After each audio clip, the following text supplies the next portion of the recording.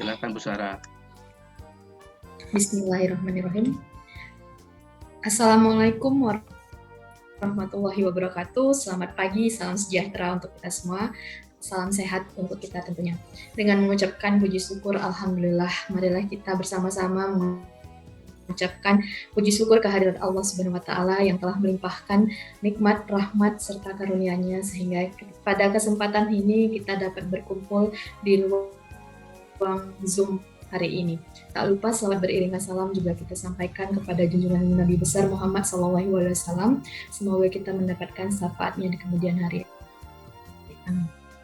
Yang kami hormati Bapak Pimpinan Fakultas Teknik Universitas Negeri Medan, Bapak Profesor Dr. Harun Sitompul MPD, Bapak Ketua Jurusan serta Sekretaris Jurusan Pendidikan Teknik Bangunan, Bapak Syahreja Alfan STS MSI IPM, dan Bapak Dr. Sarwah MP, Bapak Ibu Kaprodi di Jurusan Pendidikan Teknik Bangunan Unimed, Bapak Ibu Dosen Jurusan Pendidikan Teknik Bangunan Unimed, Ketua Pelaksana Kegiatan Kuliah Tamu Niko Ferdinand Manik, Bapak Ibu atau kakak-kakak narasumber kita pada kuliah tamu hari ini. Yang pertama adalah Ibu Rifka Nur Azizah STMT dari Universitas ITERA, dan narasumber kedua yaitu Ibu Noviani Imawanto Putri dari Universitas UII. Mereka adalah narasumber yang berasal dari Prodi Teknik Lingkungan. Dan yang terhormat Bapak, Ibu, adik-adik mahasiswa peserta kuliah tamu pada hari ini. Tak lupa kepada Bapak Ibu Panitia Pelaksana Kegiatan Kuliah Tamu. Selanjutnya atas nama MC, tidak lupa menyampaikan terima kasih yang setinggi-tingginya kepada seluruh hadirin yang penuh dengan semangat untuk menghadiri kuliah tamu hari ini. Pada pagi yang berbahagia hari ini akan saya sampaikan susunan acaranya. Yang pertama adalah pembukaan acara oleh saya sendiri, Sarah Rahmadani STMN. Kemudian menyanyikan lagu Indonesia Raya. Laporan Ketua Panitia oleh Niko Ferdinand Manik sebagai Ketua Pelaksana. Sambutan dan peresmian pembukaan acara oleh Bapak Pimpinan kita, Bapak Profesor Dr. Harun Sitompul MPD sebagai Dekan Fakultas Teknik. Acara selanjutnya adalah ucapan terima kasih dan penyerahan plakat serta sertifikat kepada narasumber secara simbolis. Acara selanjutnya adalah menyapa dan pembacaan daftar riwayat hidup narasumber yang pertama yang dibacakan oleh Bapak Wisnu Prayogo STMT CWS dan pretest yang dilakukan kepada para peserta sebelum melakukan kuliah tamu. Acara berikutnya adalah penyampaian materi yang pertama dengan tema Perancangan Bangunan dan Prinsip Pengelolaan IPAL untuk pengelolaan limbah cair domestik yang akan disampaikan oleh Ibu narasumber kita, Ibu Rifka Nur Azizah STMT. Kemudian acara selanjutnya mengulas singkat materi dari narasumber yang pertama dan menyapa serta membacakan riwayat hidup untuk narasumber berikutnya yang dibacakan oleh Bapak Wisnu Prayogo STMT, dan penyampaian materi yang kedua dengan tema potensi pemanfaatan air hasil pengolahan limbah cair domestik sebagai reclaimed water oleh Ibu Noviani Imawanto Putri STMT sebagai narasumber yang kedua. Ada sesi tanya jawab dan diskusi, kemudian acara post-test untuk mengukur daya tangkap mahasiswa terhadap kuliah di Medan. Maka dengan itu kuliah tamu dengan tema pengelolaan limbah cair domestik dapat kita laksanakan. Acara selanjutnya adalah penyerahan plakat dan sertifikat kepada narasumber secara simbolis yang akan diserahkan oleh Bapak Profesor Dr. Harun Sitompul MPD kepada kedua narasumber. Kepada Bapak kami persilahkan. Baik, terima kasih. Yang kita hormati Ibu Rifka Nur Azizah STMT. Mudah-mudahan kelihatan beliau. Pada hari ini, pada kesempatan ini, kami sampaikan saudara cenderamata kepada Ibu, sekaligus Ibu berdua di sini, sama Ibu Rifka Nur Azizah STMT dan Ibu Noviani Imawanto Putri STMT, berupa sertifikat kegiatan ini dan plakat dari Universitas Negeri Medan.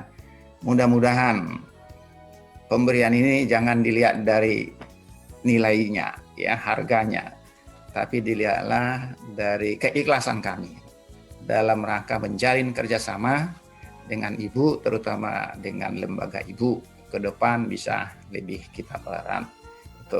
Demikian juga kepada Ibu Noviani Ima yang mungkin masih dalam perjalanan. Mudah-mudahan apa yang kami sampaikan ini dapat Ibu terima dengan senang hati, tentu harapan kami seperti itu. Dengan secara simbolik kami sampaikan, kami serahkan ini berupa cenderamata ini, sertifikat dan plakat Universitas Negeri Medan. Mohon diterima. Baik, terima kasih kepada Ibu Sarah. Selamat pagi bagi kita semua. Segala puji syukur kepada Tuhan Yang Maha Esa atas berkat dan kasih karunia-Nya. Kita bisa hadir dan berkumpul bersama pada kesempatan ini. Bapak Ibu sekalian, izinkan saya memperkenalkan diri. Nama saya Niko Firdan Manik dari Prodi S1 Teknik Sipil selaku Ketua Pelaksana. Saya mengucapkan terima kasih kepada yang terhormat Bapak Profesor Dr. Harun Situmpul MPD selaku dosen Fakultas Teknik Universitas Negeri Medan. Bapak Syahreja Alpan, STMSI selaku Ketua Jurusan PTB, Bapak Dr. Sarwa MT selaku Sekretaris Jurusan PTB, Bapak Dr. Rahmat Mulyana MSI selaku Kaprodi PTB, Bapak Dr. Naeson Hotmarama Panjaitan STMT selaku Kaprodi S1 Teknik Sipil, Ibu Dr. Insinyur Humila Harahap MT selaku Kaprodi D3 Teknik Sipil, Bapak Ibu dosen pengampu mata kuliah dan Bapak Ibu dosen di lingkungan jurusan Pendidikan Teknik Bangunan. Dan ucapan terima kasih juga saya sampaikan kepada kedua narasumber kita pagi ini, yaitu Ibu Rifka Nur Azizah STMT dan Ibu Noviani Imawanto Putri STMT yang sudah meluangkan waktunya untuk berjumpa dan berbagi ilmu dengan teman-teman di Universitas Negeri Medan, serta teman-teman mahasiswa dan Bapak Ibu peserta yang telah meluangkan waktu untuk hadir di acara kuliah tamu kita pagi hari ini. Kuliah tamu ini diadakan dengan tujuan awal adalah untuk menambah wawasan dari mahasiswa yang mengikuti mata kuliah teknik lingkungan, perancangan bangunan, rekayasa lingkungan, serta pengelolaan sumber daya air. Dengan melihat fenomena yang ada saat ini terkait isu limbah cair domestik, maka panitia sepakat mengambil tema kuliah tamu kali pagi hari ini adalah tentang pengelolaan limbah cair domestik, yang dimana seperti yang kita tahu bahwa limbah cair domestik adalah sebutan untuk limbah cair dari buangan, aktivitas perumahan atau rumah tangga, bangunan, perdagangan, perkantoran, dan sejenisnya. Apabila limbah cair tersebut tidak dikelola dengan baik, maka bisa menyebabkan pencemaran lingkungan.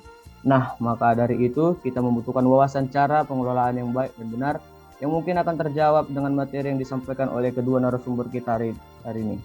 Kuliah tamu yang diikuti oleh 190 peserta, yang dimana dari Kaprodi PTB ada sebanyak 45 peserta, dari Prodi S1 Teknik Sipil ada 57 peserta, dari Prodi D3 Teknik Sipil ada 8 peserta, dan dari umum ada 80 peserta. Dan dari mata kuliah ada dari 157 peserta, yang dimana dari Teknik Lingkungan ada 49 peserta, dari Perancangan Bangunan dan Rekayasa Lingkungan ada 68 peserta, dan Pendidikan Sumber Daya Air ada 40 peserta. Melalui sambutan ini saya sebagai Ketua Pelaksana berharap semoga melalui kegiatan ini dapat memberikan manfaat bagi kita semua. Demikian kata sambutan saya ucapkan terima kasih dan selamat pagi bagi kita semua.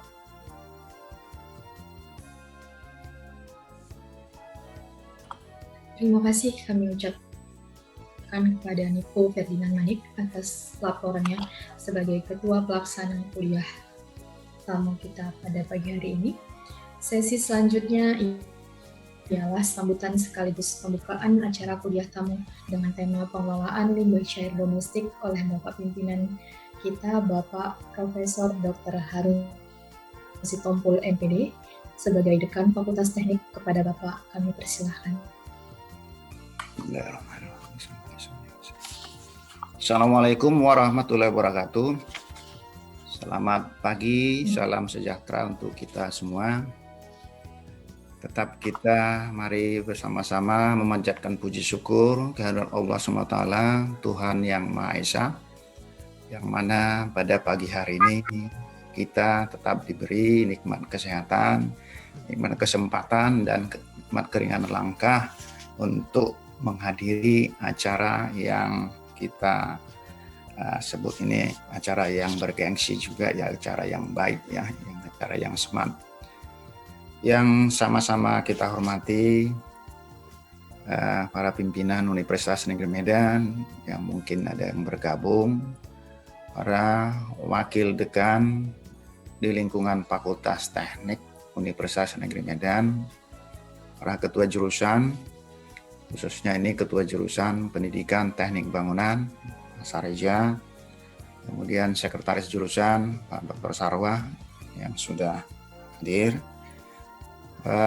Bapak Ketua Prodi Pendidikan Teknik Bangunan Pak Dr. Rahmat, Ketua Prodi D3 Teknik Sipil Ibu Dr. Rumila Rahab, Ketua Program Studi Teknik Sipil S1 Bapak Dr. Nason Panjaitan, dan para dosen, pengelola atau pengampu mata kuliah yang berkaitan dengan topik ini, dan seluruh dosen jurusan Pendidikan Teknik Bangunan yang berhadir pada kesempatan hari ini, dan kemudian kepada Ketua Pelaksana Niko Tamanik Fernando Napanik, dan nanti juga pembawa acara ini moderator dan pembawa acara Usara, dan seluruh mahasiswa yang kita cintai bergabung di sini, mahasiswa dari 3 program studi, yaitu program studi Pendidikan Teknik Bangunan S1, program studi Teknik Sipil D3, program studi Teknik Sipil S1, dan seluruh yang hadir yang tidak bisa saya sampaikan, saya sebut satu persatu dalam acara ini, atau kita katakan pemerhati, ya, dari berbagai pihak, berbagai lembaga yang sudah hadir. Dan yang sama-sama kita muliakan sini, kita hormati, ya, yang kita tunggu-tunggu nanti adalah narasumber yang pertama. Selamat bergabung, selamat datang Ibu Rifka Nur Azizah STMT sebagai dosen Teknik Lingkungan Institut Teknologi Sumatera. Selamat pagi Ibu Rifka, mungkin sudah hadir tadi. Yang kedua Ibu Noviani Ima Wanto Putri STMT, dosen Teknik Lingkungan Universitas Islam Indonesia Yogyakarta. Mudah-mudahan sudah bisa bergabung di sini karena tadi masih dalam perjalanan ke kampus katanya. Mudah-mudahan lancar perjalanannya. Baik Bapak Ibu peserta seluruhnya, bahwa kegiatan inilah kegiatan kuliah tamu tentu yang sangat bermanfaat untuk kita semua, terutama untuk mahasiswa, ya, yang kita undang, yang ikut di sini, karena bahwa ketiga mahasiswa program studi tadi itu adalah sama-sama, ya, sama-sama untuk mempelajari tentang yang ada kaitannya dengan pengelolaan limbah cair domestik ini. Pertama, mata kuliahnya sudah ada. Untuk D3 itu teknik lingkungan, untuk S1 itu adalah pengembangan sumber daya air, untuk S1 PTB perancangan bangunan dan rekayasa lingkungan. Ya, ini jadi ketiga-tiganya adalah saling berkaitan, saya pikir, substansinya, isinya, materinya. Maka ini adalah topik yang sangat menarik dan memang yang sangat tren selama ini, seperti tadi sudah disampaikan oleh Ketua Panitia atau Ketua Pelaksana kegiatan ini, bahwa saat ini banyak sekali limbah cair domestik dari perumahan, dari perdagangan, dari yang lain-lainnya. Jadi tentu itu harus diantisipasi dengan baik, apabila juga bisa diolah dan dimanfaatkan kembali, inilah yang kita inginkan. Jadi para mahasiswa yang kami sayangi di sini, kami berharap bahwa kegiatan ini bisa diikuti sampai nanti jam yang sudah ditentukan dalam jadwal ini, sampai jam 12.30. Mudah-mudahan semuanya ikut menyimak, ikut menerima dan ikut menanggapi apa nanti yang diberikan oleh narasumber kita tentang 2 topik tadi. Topik yang pertama itu adalah perancangan bangunan dan prinsip pengolahan instalasi pengolahan air limbah untuk mengolah limbah cair domestik ini juga sama ya. Kemudian nanti narasumber kedua potensi pemanfaatan air yang sudah diolah gitu, untuk apa ya, bagaimana caranya. Jadi kita harus tahu apa, bagaimana, dan mengapa, dan untuk apa itu topik yang yang akan disajikan sebentar lagi ini. Jadi mari kita simak, ini adalah topik yang keren, yang sangat berharga untuk mahasiswa terutama dan juga untuk kita semua sebagai dosen juga ini, sehingga nanti apa yang disampaikan kita bisa menyerap seluruhnya, kalau bisa 100% seluruhnya apa yang disampaikan bisa kita implementasikan dalam kehidupan kita sehari-hari sebagai mahasiswa ataupun sebagai praktisi nanti ke depan bisa diimplementasikan ilmu ini. Itu yang kita harapkan. Jadi untuk itu kami dari pimpinan fakultas mengharapkan kepada seluruh mahasiswa supaya tekun mengikuti ini dan semua dibuka kameranya gitu ya, sehingga tidak ada yang ngantuk. Ini biasanya ini dalam daring ini, webinar ini banyak ditutup kameranya, tidur main apa gitu ya, main HP juga dia, WA ya gitu. Jadi mudah-mudahan untuk kali ini permohonan dari para pimpinan supaya memang betul-betul diikuti secara seksama sampai selesai, sehingga waktu yang kita bisa efisien dan bisa bermanfaat tentu untuk kita sendiri, untuk diri kita sendiri dalam meningkatkan pengetahuan kita tadi memberikan wawasan tentang apa yang disampaikan di sini. Ada tujuannya tadi sudah disampaikan itu, dan tujuan utama ini juga adalah mengikat kerjasama dengan Institut Teknologi Sumatera dan Universitas Islam Indonesia Yogyakarta ini, dan kami berharap tidak hanya kali ini dan seterusnya bisa kita lakukan sehingga dalam bentuk MOA nanti, sehingga saling memberi ilmu, pengetahuan, teknologi dan seni untuk meningkatkan jurusan PTB ke depan itu, yang terdiri dari ada 3 program studi, dan mudah-mudahan di jurusan PTB bisa bertambah prodi barunya. Mari sama-sama kita doakan. Kita sedang mengusulkan program studi arsitektur dan sudah di-upload proposalnya. Mari kita sama-sama semuanya bisa mendoakan agar bisa lancar urusan untuk pembentukan program studi yang baru di jurusan Pendidikan Teknik Bangunan. Kepada narasumber kami berharap tentu semua ilmu yang berhubungan dengan ini bisa diberikan dengan seksama kepada mahasiswa terutama. Jadi Ibu Rifka, Ibu Ima, Noviani Ima, mudah-mudahan apa yang disampaikan bisa diterima oleh mahasiswa dan bisa diterapkan di dalam kehidupan sehari-hari untuk meningkatkan pengetahuan dia tentang pengelolaan limbah cair domestik ini. Kami mendoakan semoga Ibu berdua ini, narasumber ini tetap dalam keadaan sehat, supaya beraktivitas tidak terganggu, dan semua apa yang disampaikan ilmunya nanti kami mendoakan bahwa memperoleh imbalan yang sesuai dari Allah SWT atas pengabdiannya dalam memberikan suatu ilmu ini untuk berinteraksi kepada kami semua di sini. Saya kira itu yang bisa kami sampaikan dengan mengucapkan Bismillahirrahmanirrahim. Kuliah tamu pengelolaan limbah cair domestik Sabtu 24 April 2021 yang dilaksanakan oleh jurusan Pendidikan Teknik Bangunan Fakultas Teknik Universitas Negeri Medan, kami buka secara resmi. Demikian pembukaan ini. Assalamualaikum warahmatullahi wabarakatuh. Selamat pagi, salam sejahtera untuk kita semua. Assalamualaikum warahmatullahi wabarakatuh. Selamat pagi dan salam sejahtera untuk kita semua. Bagaimana kabarnya teman-teman semuanya? Sehat semua? Alhamdulillah. Sehat, Pak. Oke, luar biasa ya. Oke, teman-teman, saya mengutip satu kalimat yang disampaikan oleh Ketua Pelaksana kita pada pagi hari ini terkait permasalahan limbah cair domestik. Limbah cair domestik atau grey water adalah limbah dalam bentuk cair yang dihasilkan dari aktivitas rumah tangga, perkantoran, komersil, atau sarana lainnya seperti mandi, cuci, dan dapur yang bisa mengakibatkan pencemaran lingkungan serta mengganggu kesehatan manusia.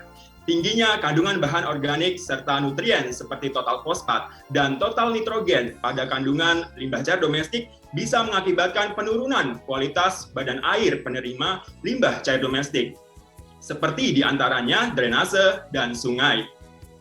Nah, pertanyaannya adalah bagaimana cara mengolah serta mengelola limbah cair domestik sesuai dengan standar dan peraturan perundang-undangan di Indonesia terutama. Baik, teman-teman pastinya sudah tidak sabar untuk mendapatkan materi yang luar biasa dari narasumber kita. Saya Wisnu Prayogo selaku moderator pada pagi hari ini. Mohon izin untuk mengantarkan teman-teman mendapatkan informasi, ilmu, dan wawasan dari kuliah tamu pengelolaan limbah cair domestik. Oke, nah teman-teman, pada sesi materi pagi hari ini dibedakan atau dikelompokkan menjadi beberapa sesi. Sesi yang pertama adalah sesi penyampaian materi yang akan disampaikan oleh kedua narasumber kita. Kemudian akan dilanjutkan dengan sesi tanya jawab dan diskusi. Sesi penyampaian materi akan dibedakan menjadi dua sesi juga. Sesi yang pertama akan disampaikan oleh Ibu Rifka Nur Azizah, STMT, dosen program studi Teknik Lingkungan, jurusan Infrastruktur Kewilayahan, Institut Teknologi Sumatera. Beliau pada pagi hari ini akan menyampaikan dari materi perancangan bangun dan prinsip pengolahan limbah cair domestik dengan instalasi pengolahan air limbah atau IPAL. Kemudian sesi dari penyampaian materi akan dilanjutkan oleh Ibu Noviani Imawanto Putri, STMT, dosen program studi Teknik Lingkungan, Fakultas Teknik Sipil dan Perencanaan Universitas Islam Indonesia. Pada pagi hari ini, Bu Ima akan menjelaskan kepada kita berbagi ilmu dan wawasan terkait potensi dan pemanfaatan aplikasi reclaim water dari limbah cair domestik. Bagaimana teman-teman? Sudah tidak sabar tentunya kan? Sesuai dengan apa yang saya bacakan tadi di awal, bahwa narasumber kita yang pertama adalah Ibu Rifka Nur Azizah, STMT. Beliau akan menyampaikan terkait dari perancangan bangun dan potensi prinsip pengolahan limbah cair domestik dengan menggunakan IPAL. Mari kita sambut dengan meriah Ibu Rifka Nur Azizah, STMT. Selamat pagi Bu Rifka. Bagaimana kabarnya Ibu? Pagi semuanya. Oke, wah cerah sekali ya wajah Bu Rifka pagi hari ini. Sepertinya terlihat sudah sangat siap dan sudah sangat senang untuk membagikan wawasan dan ilmu dari Bu Rifka kepada adik-adik mahasiswa tentunya ya Bu ya. Betul sekali. Oke, teman-teman, Bu Rifka ini dan saya satu daerah asal. Jadi Bu Rifka ini dan saya sama-sama berasal dari Lampung. Kami sempat berkuliah di program studi dan perguruan tinggi yang sama, yaitu yang ada di Bandung. Gitu ya. Cuman Bu Rifka kecantol di Lampung, saya kecantol di ujung Sumatera. Oke. Bu Rifka, sebelum kita mulai acara pagi hari ini dan saya izin memperkenalkan lebih detail mengenai siapa sih Bu Rifka, apa saja sih kegiatan yang telah ditorehkan oleh Bu Rifka terkait dari keprofesian teknik lingkungan, terutama terkait pengelolaan limbah cair domestik. Bu Rifka boleh minta tolong sedikit dong, sapa teman-teman dan mungkin bisa ceritakan terlebih dahulu bagaimana kondisi mahasiswa dan pembelajaran serta pendidikan yang ada di Institut Teknologi Sumatera, khususnya di program studi Teknik Lingkungan. Silakan Bu Rifka. Ya, terima kasih Pak Wisnu. Sebelumnya saya makasih sekali dan sangat terhormat kepada yang saya hormati Bapak Profesor Harun Sitompul, MPD, selaku Dekan Fakultas Teknik, dan seluruh tim dosen dan tim pengajaran Kajur, ketua fakultas di Pendidikan Teknik Bangunan, Fakultas Teknik, dan khususnya ke seluruh mahasiswa yang telah hadir pada hari ini, yang telah berantusias untuk ikut dalam kuliah tamu yang akan saya sampaikan. Sebelumnya nanti akan saya berikan sedikit tentang bagaimana prinsip-prinsip dan mekanisme pengolahan air limbah cair secara yang umumnya di pasaran gitu. Seperti itu. Yang kedua adalah nanti akan sedikit saya berikan video bagaimana sebenarnya air limbah itu secara real diolah, seperti itu. Dan juga kalau di ITERA sendiri, saya kebetulan masuk dalam tim kelompok keahlian pengolahan teknologi lingkungan, itu di bawah ke kelompok keahlian air dan limbah cair. Jadi ada 3 kelompok keahlian di teknik lingkungan ITERA. Nah, kita biasanya yang kita highlight khusus memang kelompok keahlian karena sudah dibagi seperti itu. Yang pertama ada manajemen lingkungan, kelompok keahliannya. Yang kedua ada air dan limbah cair. Dan yang ketiga udara dan limbah padat. Nah, itu dibagi seperti itu. Kalau teknik lingkungan sendiri berada di bawah jurusan teknik dan kewilayahan TIK di Institut Teknologi Sumatera. Seperti lokasinya di Riyakudu. Kalau ada yang mau main, saya tunggu. Apalagi Bapak dosen, semuanya saya tunggu. Kalau ada yang mau main, mudah-mudahan bisa menjadi kerjasama yang baik antara Universitas Negeri Medan dan Institut Teknologi Sumatera. Seperti itu, Bapak Wisnu. Wah, luar biasa sekali ya Bu Rifka ya. Sangat menarik program studi teknik lingkungan yang ada di Teknologi Sumatera ya Bu ya. Boleh dong Bu Rifka, kapan-kapan saya diajak untuk main ke Lampung dan ke ITERA. Ngomong-ngomong saya belum pernah ke ITERA ya Bu ya. Oke. Kalau ke Lampung bukan main Pak, pulang kampung. Bukan main itu, pulang kampung. Oke, baik. Terima kasih Pak. Bu Rifka sudah siap lebih lanjut kepada peserta dan adik-adik mahasiswa dan berbagi terkait pengolahan limbah cair domestik dengan menggunakan IPAL. Bagaimana, sudah siap Bu? Insya Allah siap Pak. Oke.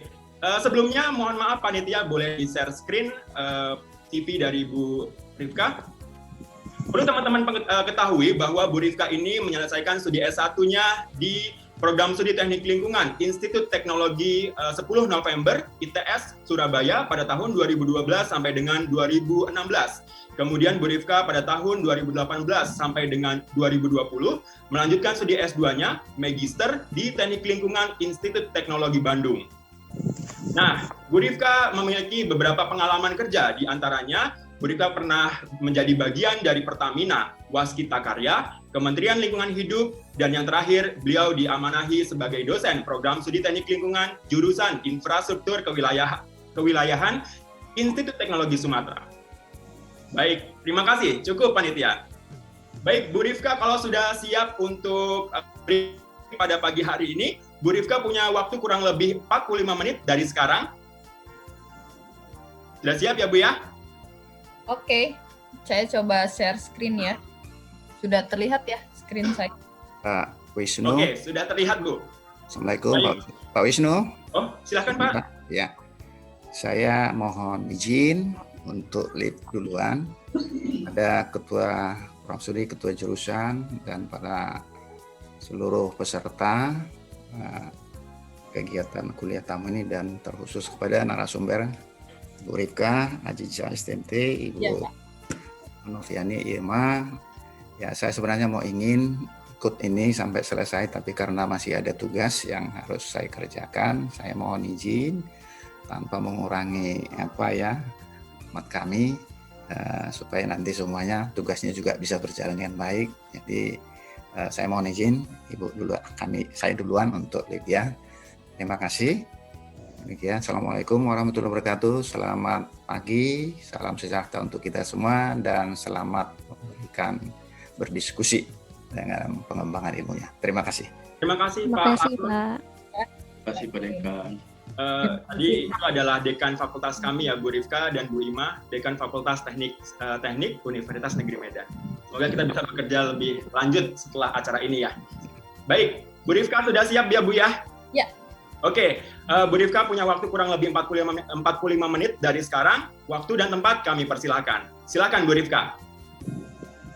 Terima kasih sekali lagi Pak Wisnu, Pak Dekan, dan seluruh tim dosen. Yang akan saya sampaikan mungkin teman-teman mahasiswa, kalau saya biasanya saran boleh siapkan bolpen, kertas untuk menambah input ke otak kita. Jadi selain mendengar kita juga menulis gitu. Itu yang biasanya buat kita ada input 2 kali gitu. Oke. Hari ini yang akan saya bagi ke teman-teman mahasiswa adalah mengenai perancangan bangunan dan prinsip pengolahan IPAL untuk mengolah limbah cair domestik. Seperti yang kita ketahui, kondisi sanitasi di Indonesia itu dikatakan belum pada seharusnya itu ya, karena di beberapa daerah itu masih terdapat aktivitas-aktivitas seperti mandi dan kegiatan cuci-cuci di sungai, lalu limbah yang langsung dibuang ke badan air dari kawasan komersil maupun perumahan, juga kegiatan buang air besar sembarangan (ABS) yang sering digaung-gaungkan. Lalu ada juga kalau saya dan teman-teman teknik lingkungan kadang menyebutnya helikopter atau jamban dengan kualitas buruk, seperti ini yang dimaksud. Nah, dan juga pembuangan lumpur tinja secara ilegal. Pembuangan lumpur tinja secara ilegal ini biasanya dilakukan oleh perusahaan senja karena mungkin lokasi instalasi pengolahan lumpur tinjanya terlalu jauh, jadi mau menghemat biaya transportasi dan lain-lain, akhirnya didumping ke sungai. Nah, ini kondisi sanitasi. Jadi ketika kita bicara air limbah, kita selalu akan bicara tentang sanitasi di Indonesia, seperti itu.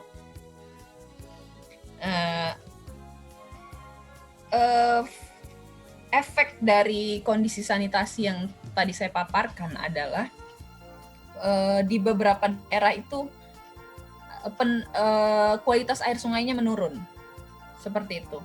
Nah, ini contohnya di Jawa Timur, dalam kurun ini penelitian Widiatmo di 2014, dalam kurun waktu 1 tahun ada zat-zat yang meningkat di air sungai dan juga penurunan produktivitas di sungai.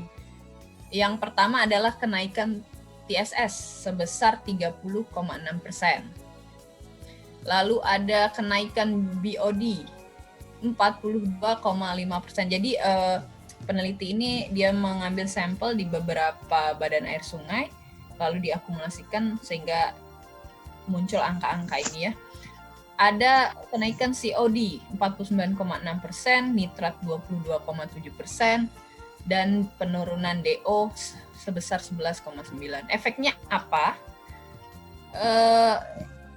Otomatis kita bicara misalkan PDAM sebagai pengkonsumsi atau pengguna air baku terbesar di sungai. PDAM pasti harus meningkatkan instalasinya, gimana kinerja instalasinya, dan itu akan relate sama cost yang akan dihadapi oleh PDAM. Banyak sekali penurunan kualitas, termasuk kesehatan dari masyarakat sekitar, seperti itu. Nah, untuk itu ada cara mitigasi mengurangi penurunan kualitas air sungai tersebut dengan ada yang namanya instalasi pengolah air limbah, IPAL, yang biasa disebut IPAL. Nah, ini memungkinkan air limbah yang akan dibuang itu konsentrasi polutannya itu aman, tanpa membahayakan kesehatan masyarakat dan mencemari aliran air, serta menyebabkan gangguan yang lain. Jadi, sebenarnya seperti itu.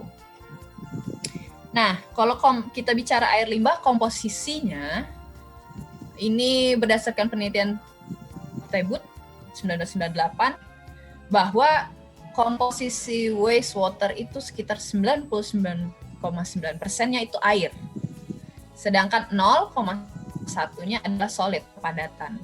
Nah, padatan sendiri dipecah lagi menjadi dua. Ada padatan organik, ada inorganik. Kalau organik seperti kita tahu itu biasanya protein, karbohidrat, lemak, dan lain-lain. Kalau inorganik itu biasanya sedimen, garam, dan logam. Nah, kalau di Indonesia sendiri ada dua terminologi yang biasa digunakan untuk mendefinisikan sistem penyaluran, sistem pengolahan limbah cair. Yang pertama adalah sistem terpusat, lalu ada sistem setempat. Ketika kita bicara sistem terpusat, maka daerah cover yang menentukan, daerah berapa kakak atau rumah yang di cover. Nah, kalau kita bicara sistem terpusat, otomatis ini skalanya mungkin bisa suatu kawasan dan juga mungkin di beberapa daerah itu ada area sekabupaten atau kota yang menjadi daerah cover dari sistem pusat. Otomatis instalasi penyaluran air limbahnya punya kapasitas lebih tinggi. Kapasitasnya tinggi. Seperti itu. Dan juga memungkinkan bahwa nanti treatmentnya atau pengolahannya itu lebih kompleks. Nah, lalu kalau kita bicara yang kedua, terminologi yang kedua adalah sistem setempat.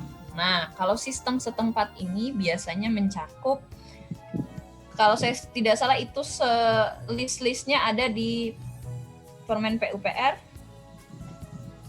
yang mengatur tentang sanitasi dan bangunan-bangunan sistem setempat seperti safety tank, terus tuh kolam sanita, cubluk kembar, biofilter, MCK, anaerobic buffer reaktor, dan lain-lainnya. Nah, ini biasanya sudah ada ketentuannya sendiri. Contoh misalkan 20 kakak, dimensinya harus seperti apa. Seperti itu. Jadi cakupannya adalah desa atau individual, beberapa individual seperti itu. Bisa 5 kakak, 20 kakak. Nah, itu biasanya sistem setempat. Nah, ini juga dimungkinkan jika konturnya tidak memungkinkan untuk diadakan IPAL terpusat seperti itu. Nah, yang jelas saat berbicara IPAL, kita akan berbicara stage treatment atau tahapan treatment. Seperti itu.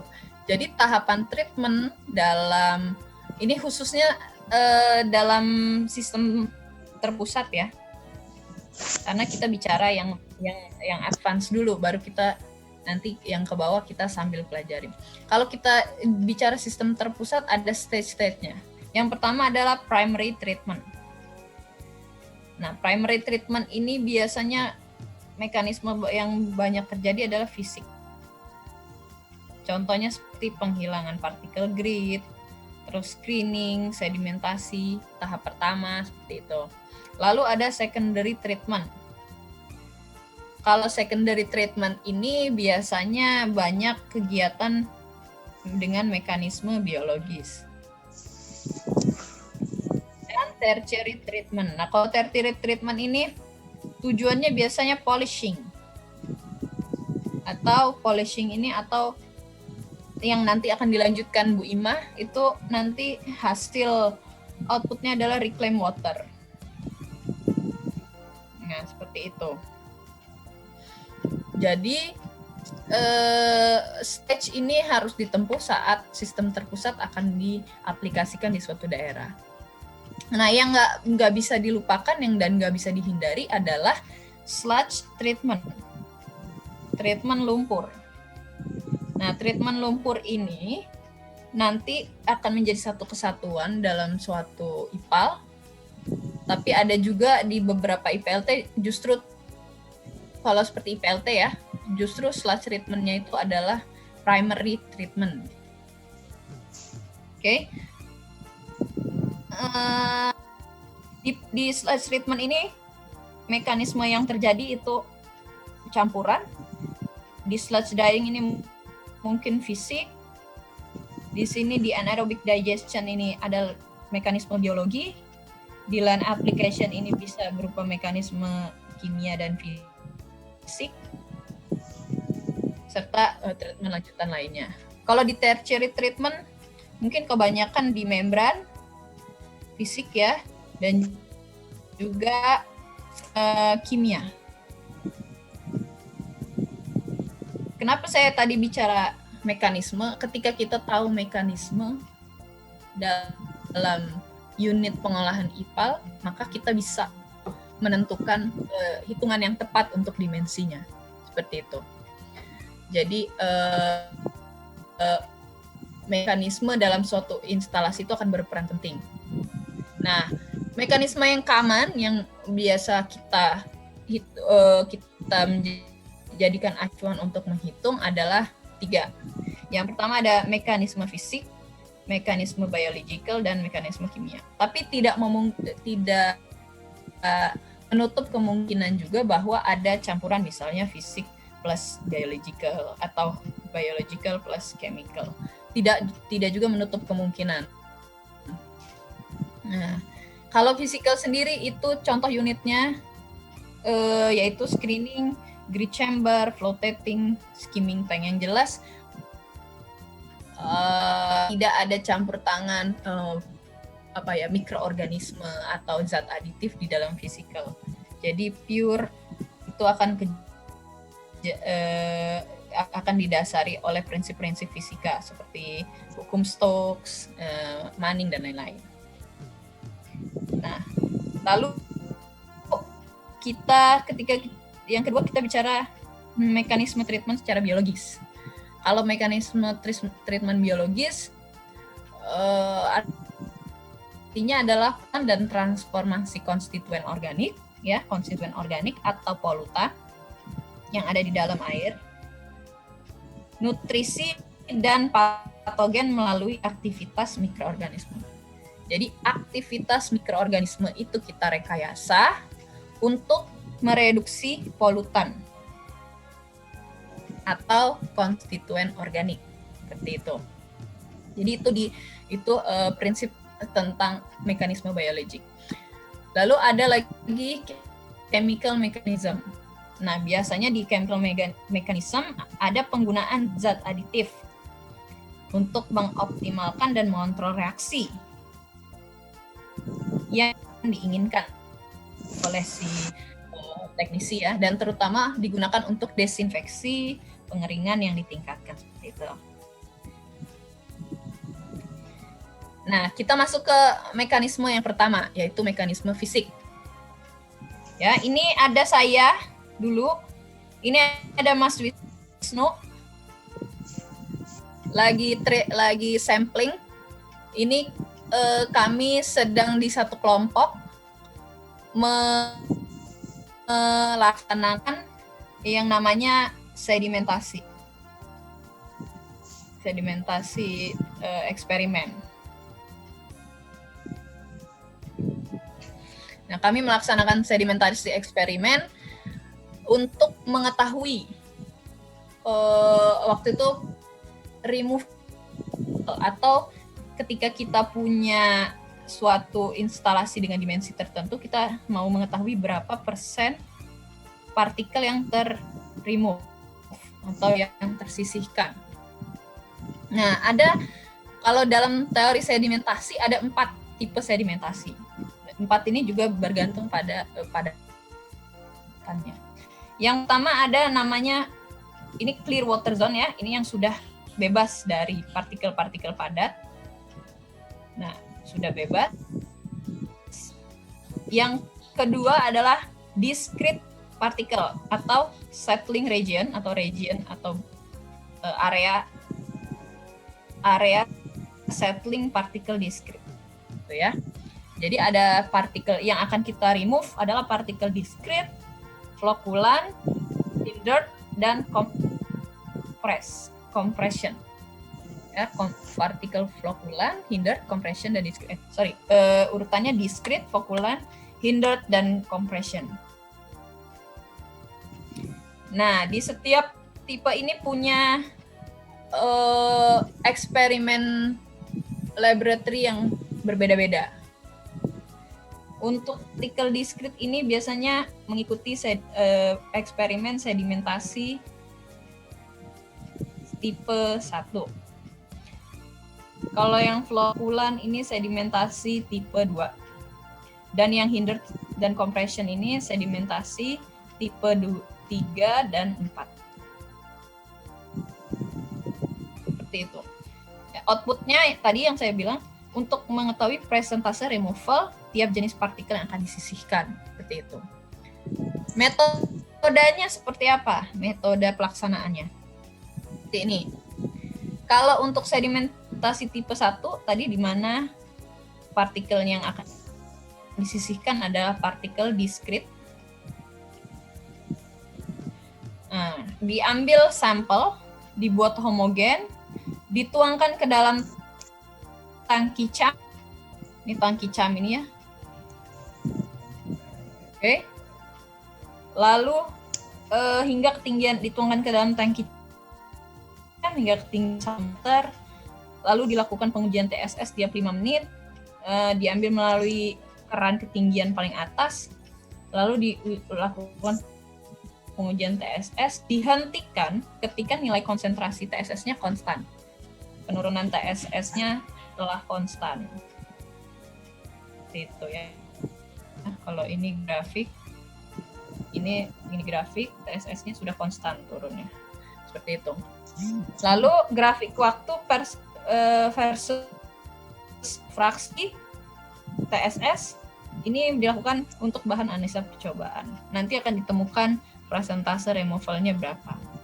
Itu untuk sedimentasi tipe 1.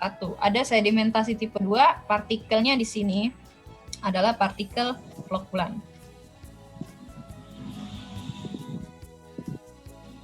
Prosedur yang sama, sedimentasi tipe 1, lalu dituangkan tawas dengan dosis yang telah ditentukan, dilakukan pengadukan cepat selama 10 menit, ditunggu hingga 5 menit, terus dicek lagi kadar TSS-nya, dilakukan pengujian 5 menit, dan diberhentikan ketika konstan. Data TSS nanti digunakan untuk pembuatan grafik ISO removal dan grafik dianalisa. Keluar juga nanti persentase removal. Lalu yang ketiga dan 4 adalah sedimentasi tipe 3 dan 4. Nah, ini dilakukan, jadi dia bersamaan kalau 3 dan 4. Dilakukan di tangki cam, terus diambil air sebanyak 2 liter, kemudian dikoagulasi, air kemudian dimasukkan ke dalam, ini termasuk kedua step ini ya, kedua step sedimentasi tipe 1 dan sedimentasi tipe 2. Selanjutannya yaitu dimasukkan ke dalam tabung anvil, diamati ketinggiannya, dan ketinggian hindered partikel dan kompresnya setiap 5 menit. Data pengamatannya digunakan untuk menghitung desain clarifier. Nah, seperti itu. Jadi, karena ini ketemunya nanti presentasi removal, kita harus melakukan trial and error untuk dimensi dari unitnya atau instalasi sedimentasi umumnya. Yang kita akan gunakan nanti dalam analisa data kebanyakan adalah rumus Stokes Law dan viskositas. Seperti itu. Nanti akan ada juga kecepatan pengendapan sehingga kita tahu kalau dimensi sekian, kecepatan pengendapan sekian, berapa partikel yang tersisihkan, seperti itu. Kalau nanti mau yang lebih detailnya lagi, bisa kita mungkin lewat email atau gimana, kita pola menghitungnya seperti itu. Selanjutnya adalah mekanisme treatment secara biologis. Nah, kalau mekanisme treatment secara biologis, kunci utamanya adalah memanfaatkan metabolisme dan laju pertumbuhan dari mikroorganisme. Jadi kita gunakan mikroorganisme untuk kita tumbuhkan, kita multiplikasi, sehingga si mikroorganisme ini nanti memakan polutan-polutan yang ada di air limbah. Seperti itu.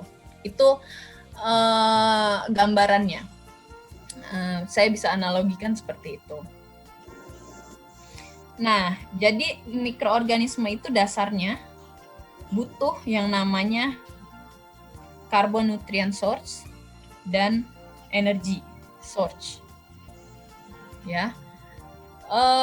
Itu dia akan dapatkan dari air limbah. Organik C dan CO2 akan istilahnya kalau bahasa gampangnya akan dimakan oleh mikroorganisme untuk mereka akan bermultiplikasi lagi. Makanya biasanya grafik nanti pertumbuhan mikroorganismenya naik, polutannya turun. Biasanya grafik yang kita akan dapatkan di dalam percobaan lab seperti itu. Nah, energy source-nya pun beda-beda. Ada yang chemical, ada yang dari cahaya matahari seperti itu. Nah, untuk setiap jenis mikrob yang berbeda punya kemampuan berbeda untuk mendegradasi polutan. Contohnya misalkan Thiobacillus peroxida. Ini punya kemampuan untuk mendegradasi logam berat, Mn, arsen, mangan, seperti itu. Bu Rifka, mohon maaf. Terus banyak tinggal 10 menit lagi. Oke, terima kasih Bu Rifka. Nah, itu juga dipengaruhi oleh suhu ya. Kalau di Indonesia yang bakteri yang misalnya kita nggak set, itu hidup di mesopil 20-40 derajat. Itu beda-beda. Nah, itu biologis. Nah, ini sama seperti manusia bahwa mikroorganisme itu butuh makan. Manusia butuh makan, butuh oksigen. Mikroorganisme begitu, butuh substrat, butuh oksigen. Tapi ini dalam fase aerobik.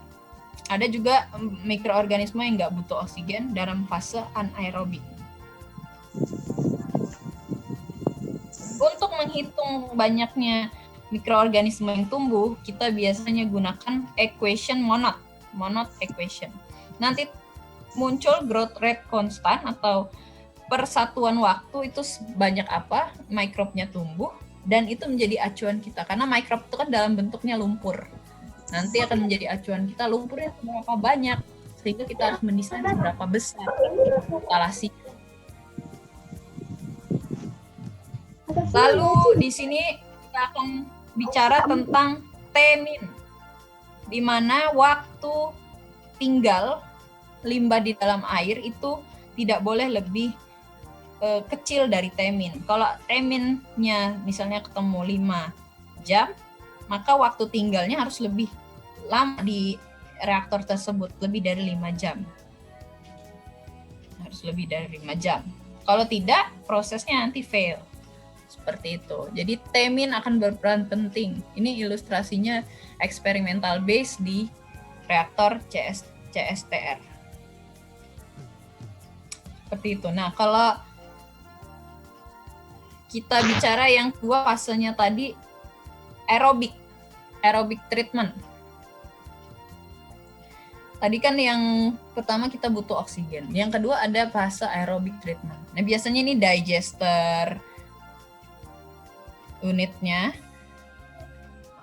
Outputnya biasanya biogas. Ya, ini bisa dimanfaatkan nih sama di beberapa daerah bisa dimanfaatkan biogas itu sebagai sumber, ada yang listrik, ada yang sumber untuk kegiatan rumah tangga seperti itu. Nah, prosesnya hidrolisis, asidogenesis, asitogenesis, metanogenesis. Pemanfaatan bakterinya ini Clostridium, Cintrobacter, dan Metanotrix. Polanya, polimer atau polisakarida, protein, nutrien, lipid itu didegradasi menjadi monomer. Setelah monomer di fase asidogenesis didegradasi menjadi VFA, volatile fatty acid. Lalu dari sini akan didegradasi lagi menjadi asetat, hidrogen, karbon dioksida hingga menjadi gas yang namanya gas metan. Ini yang bisa dimanfaatkan untuk menjadi biogas seperti itu. Ini treatment anaerobik yang banyak digunakan, ada stir tank reactor, ada anaerobic biofilter, dan UASB. Kalau stir tank itu limbahnya dimasukkan ke dalam reaktor, akan dihaduk oleh plate pengaduk. Seperti itu mekanismenya. Kalau yang anaerobic biofilter nanti ada bubble atau ada granul-granul yang berterbangan di mana mikrobnya menempel di antara granul-granul tersebut, memakan polutan-polutan yang ada di dalam air limbah ini. Begitu juga untuk yang UASB. Tapi bedanya kalau yang ini itu tetap biasanya fix, kalau yang ini berterbangan. Oke, terus ada chemical mechanism. Nah, kalau chemical mechanism ini nanti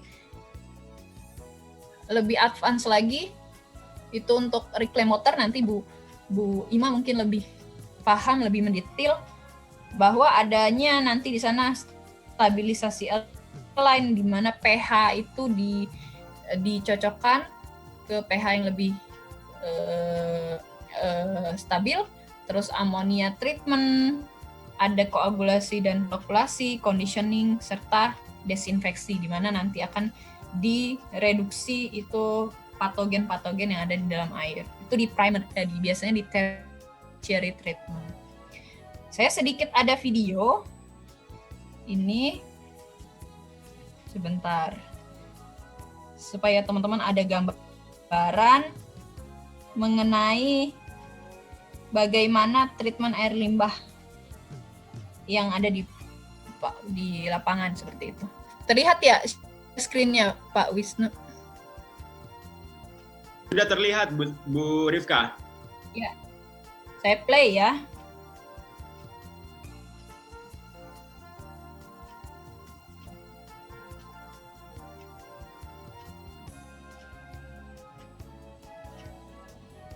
Jadi namanya kalau di sana sewage system atau sistem penyaluran air limbah. Jadi air limbah dari rumah-rumah akan dibawa ke instalasi.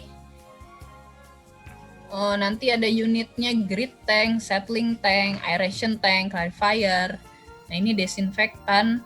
Terus ada digester untuk pengolahan lumpur.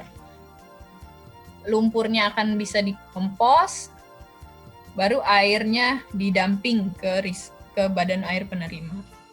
Kalau bar screen ini fisik, ada vertical barnya, jadi dia ini mekanisme fisik ya, nyangkut di vertical barnya semua padatannya yang besar ukurannya, seperti kaleng, botol, dan lain-lain. Padatan yang masih ikut ke dalam air, lalu di treatment di unit selanjutnya.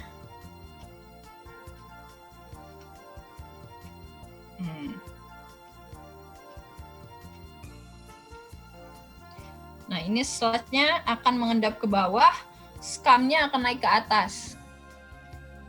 Seperti itu.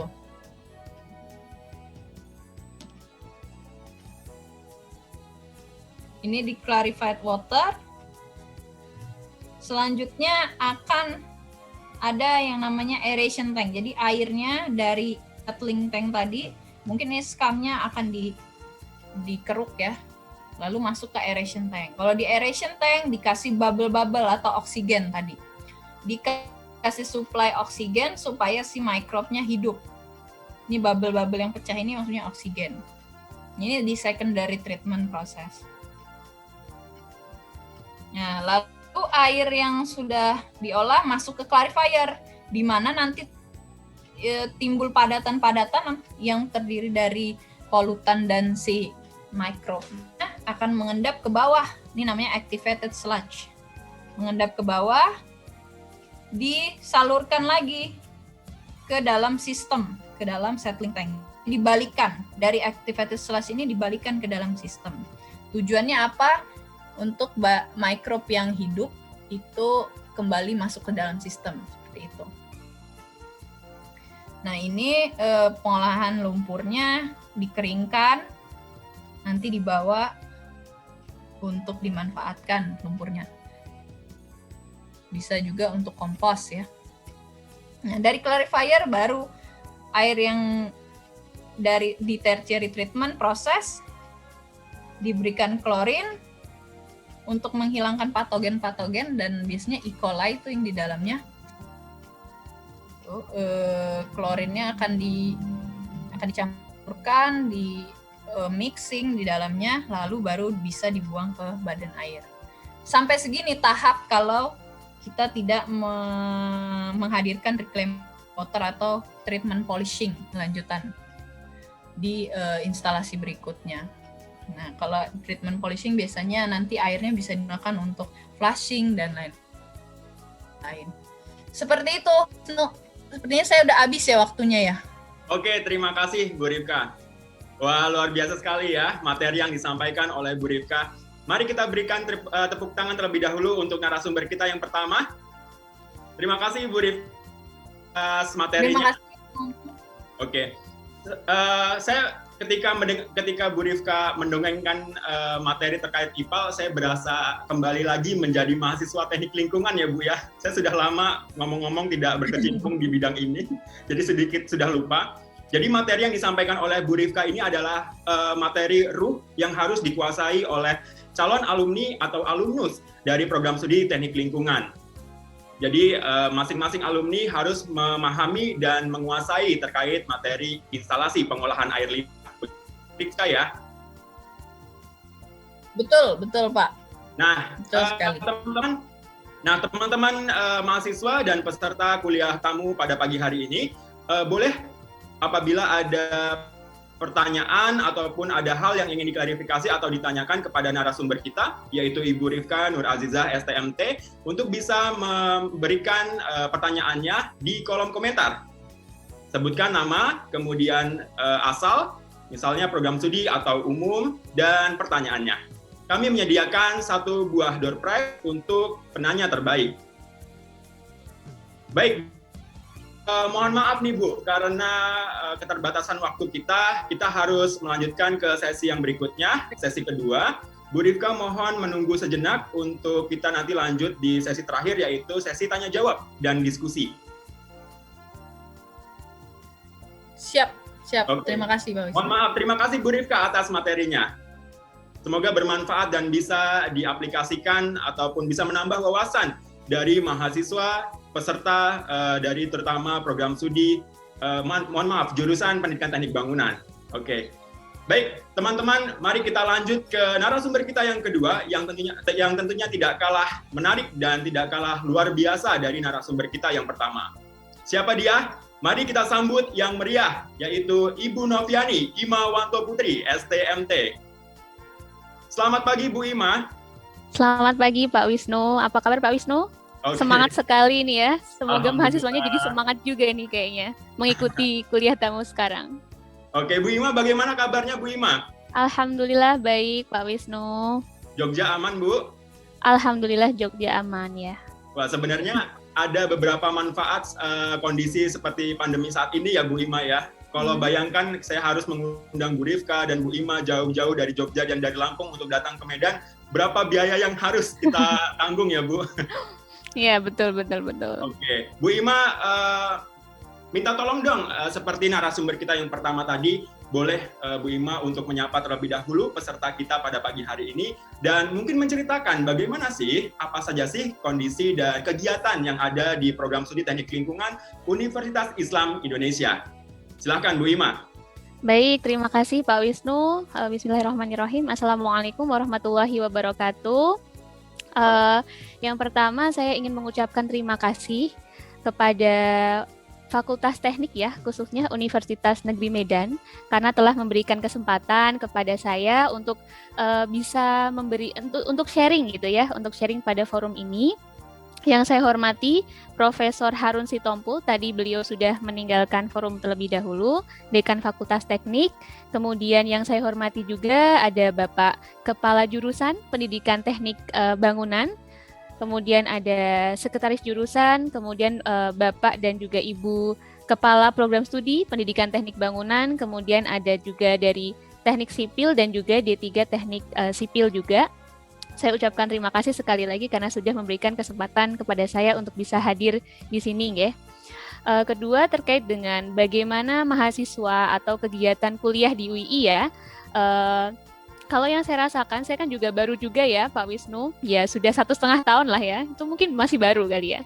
Tapi yang saya rasakan nuansa akademis di sini itu terasa gitu. Mahasiswanya aktif, jadi kalau misal di kelas ya aktif, alhamdulillah ya.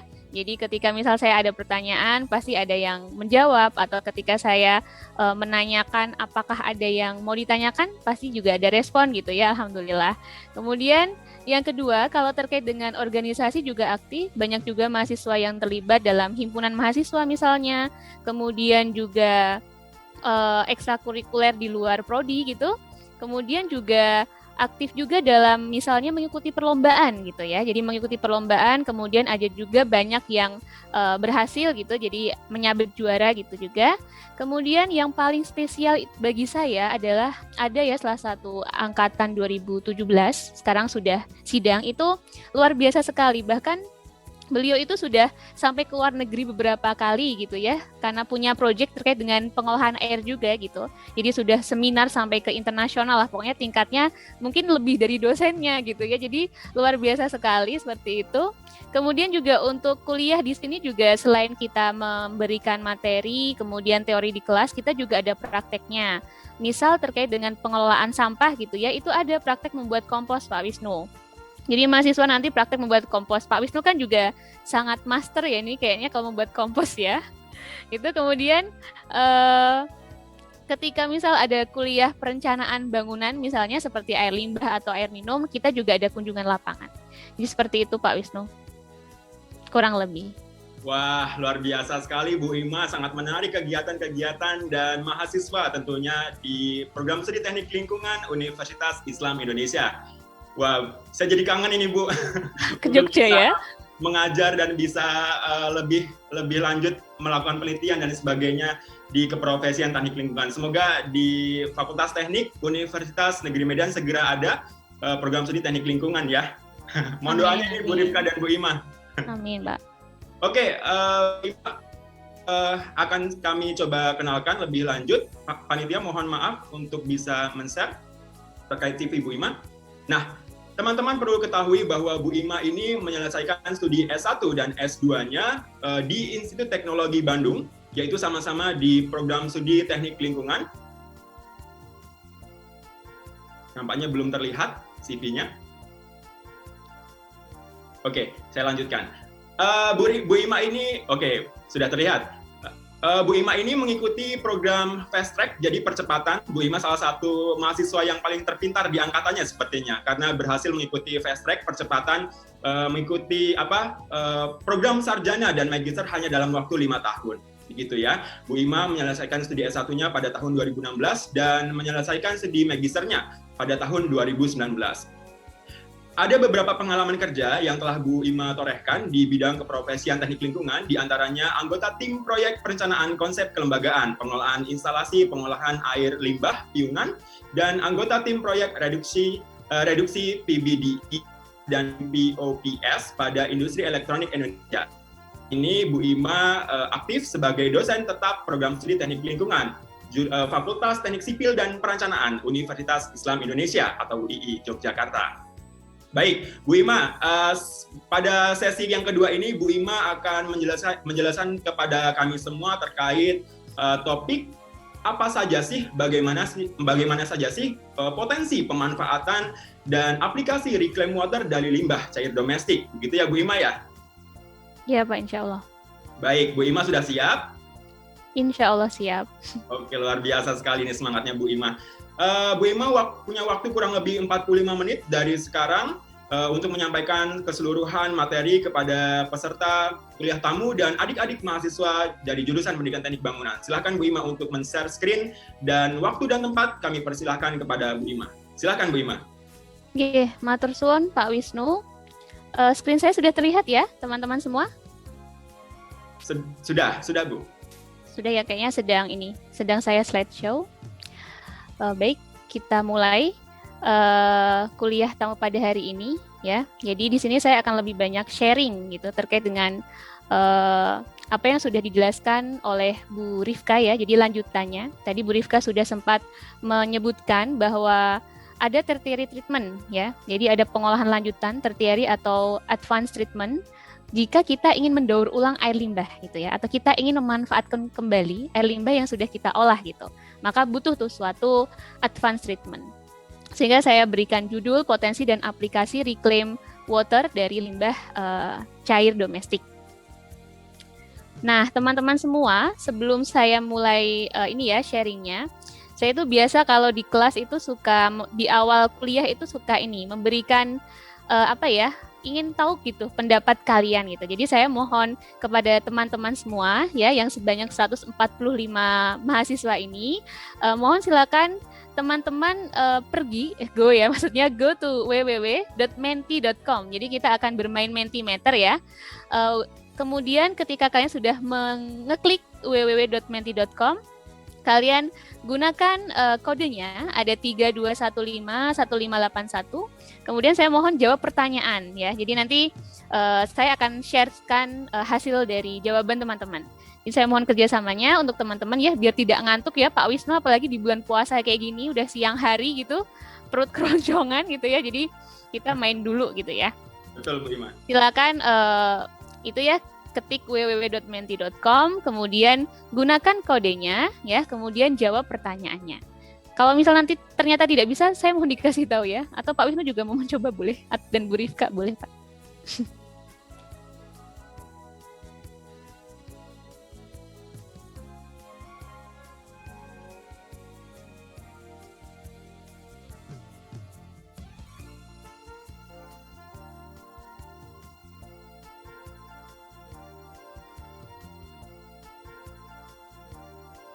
Bisa ya Pak Wisnu untuk masuk, saya mau minta tolong dicekkan. Saya sedang mencoba Bu Ima. Oh iya, oke.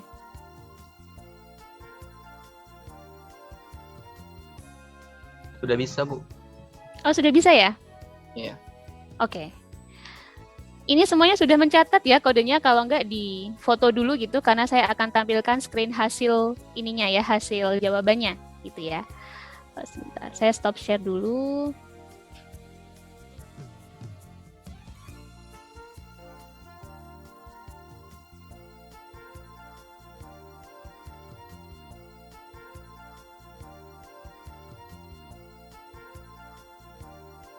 Oke ya, ini sudah terlihat ya di layar teman-teman semua. Beberapa sudah menyebutkan, ada yang pendek, ada yang lebar gitu. Mungkin saya baca salah satunya saja. Ada yang berpendapat bahwa apa tentang reclaim water itu gitu ya. Oke, proses mengubah air limbah menjadi air yang dapat digunakan kembali. Kemudian ada yang menjawab limbah air ya, limbah air. Oke, limbah air. Kemudian air pengolahan lanjutan dari IPAL. Oke ya, kita terima saja dulu ya, nggak apa-apa. Ini kan pendapat ya, kita harus menerima pendapat gitu ya, mencoba untuk menerima semua pendapat dulu. Baik, definisi air yang akan didaur ulang tadi ya. Oke, kemudian ada yang panjang, saya bacakan juga nih. Reclaim water merupakan cara dalam mengubah air limbah menjadi air yang dapat digunakan kembali. Oke, sepertinya rata-rata sudah ini ya, paham mungkin belum konsep ya, mungkin sudah tahu gitu reclaim water itu apaan ya, karena sebagian besar jawabannya itu sudah menuju gitu ya, atau semuanya betul sekali bahwa reclaim water itu memang air daur ulang ya. Kemudian air daur ulang dari pengolahan limbah. Limbahnya tidak hanya limbah domestik saja, tapi juga limbah industri juga bisa gitu. Tergantung kita yang mau kita olah itu limbah apa. Baik, karena sudah banyak yang menjawab, ini saya tutup saja ya. Intinya sih saya menangkap bahwa teman-teman ini sudah tahu lah setidaknya definisi reclaim water itu seperti apa. Saya kembali ke PPT saya ya.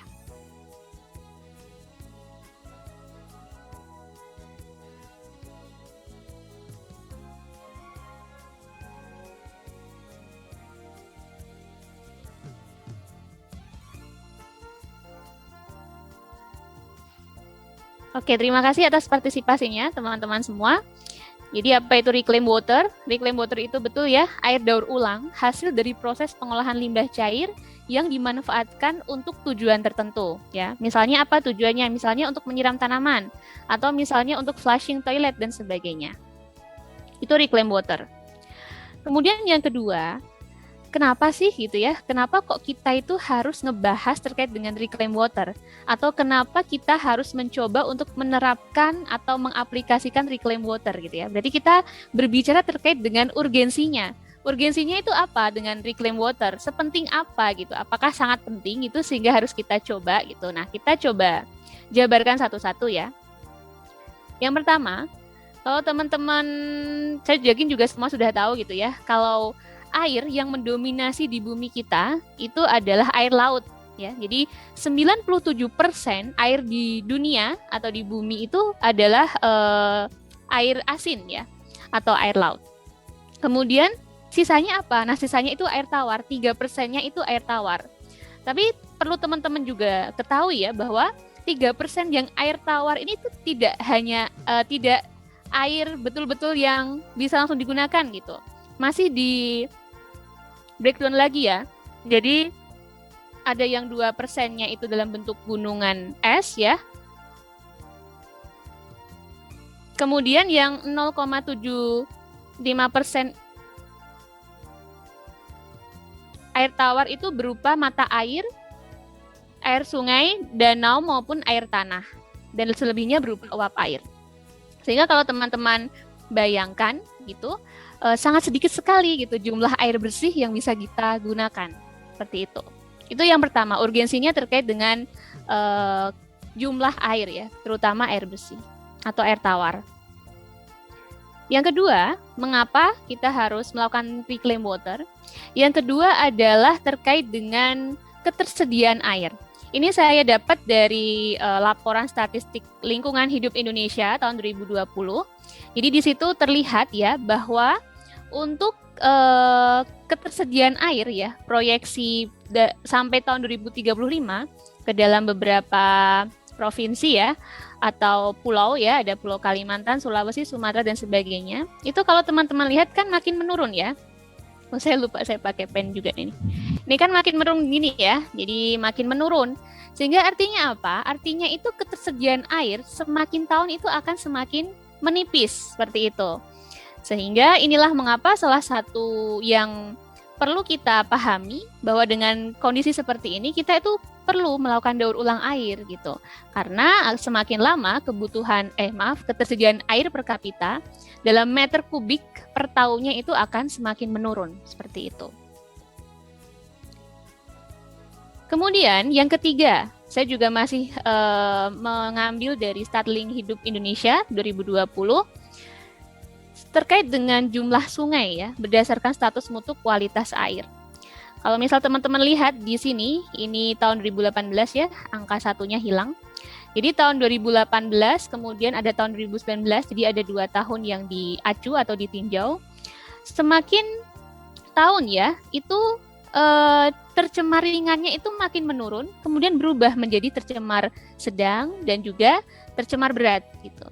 Ini misalnya nih yang paling kiri ya, ini kan di tahun 2018 itu tercemar ringannya sebanyak 67 sungai. Kemudian yang 2019-nya 54 sungai ya, tercemar ringannya itu menurun.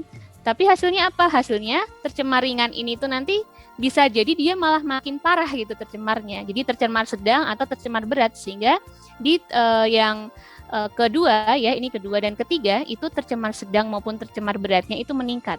Seperti itu. Sehingga pencemaran sungai ini juga harus menjadi concern kita semua ya, bahwa kalau misal sungai itu tercemar, apalagi sungai itu dimanfaatkan sebagai air baku ya, air baku air bersih, maka itu juga akan mempengaruhi proses ini ya, pengolahannya. Bisa jadi pengolahannya semakin berat gitu ya, karena kan semakin tercemarnya air itu pasti beban pengolahan akan semakin tinggi.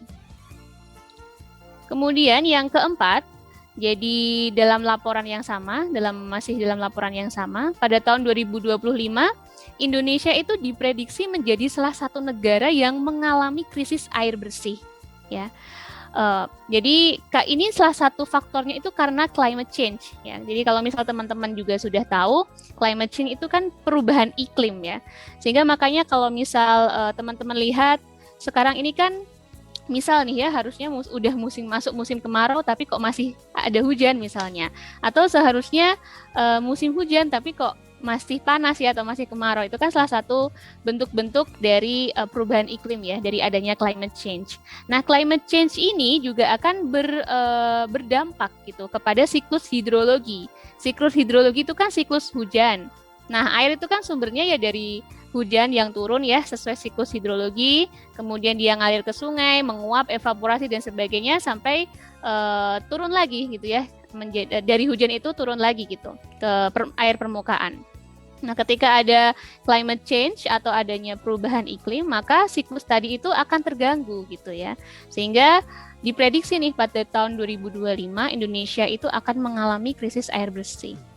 Kemudian tambahan juga selain itu mungkin ada ketimpangan ya, ketimpangan ketersediaan air. Jadi misalnya di Jogja saja ya, saya contohkan di Jogja. Di Jogja meskipun satu daerah istimewa ya, satu provinsi gitu, itu ada kabupaten yang dia itu kekurangan air. Misalnya di Kabupaten Kulon Progo, itu dia kekurangan air seperti itu. Jadi ada beberapa wilayah yang kalau misal pas musim kering betul-betul nggak bisa dapat air gitu. Sementara di daerah Sleman misalnya itu masih bisa pakai air tanah misalnya. Jadi adanya ketimpangan ini juga menjadi concern ya kita supaya kita itu bisa mengaplikasikan gitu ya reclaim water, atau kita mendaur ulang limbah domestik yang kita hasilkan. Apalagi tadi terkait dengan proyeksi penduduk, maka semakin tahun kan kalau misal di Indonesia itu tendensinya dia semakin meningkat ya. Kalau misal jumlah penduduk makin meningkat, kemudian kan pasti kebutuhan air juga akan meningkat, maka otomatis limbah yang dihasilkan itu juga akan meningkat seperti itu. Terkait dengan potensi reclaim water di Indonesia, saya mengambil data dari Waspola dan juga Bappenas. Waspola itu adalah Water Sanitation Policy and Action ya, dan juga Bappenas Badan Perencanaan Nasional tahun 2014. Jadi ada beberapa jenis konsumsi air. Yang pertama minum dan masak ya. Kira-kira persen konsumsi airnya itu sebanyak 4,3%. Kemudian produk akhirnya ya misal air minum gitu ya, yang kita minum atau yang kita makan gitu.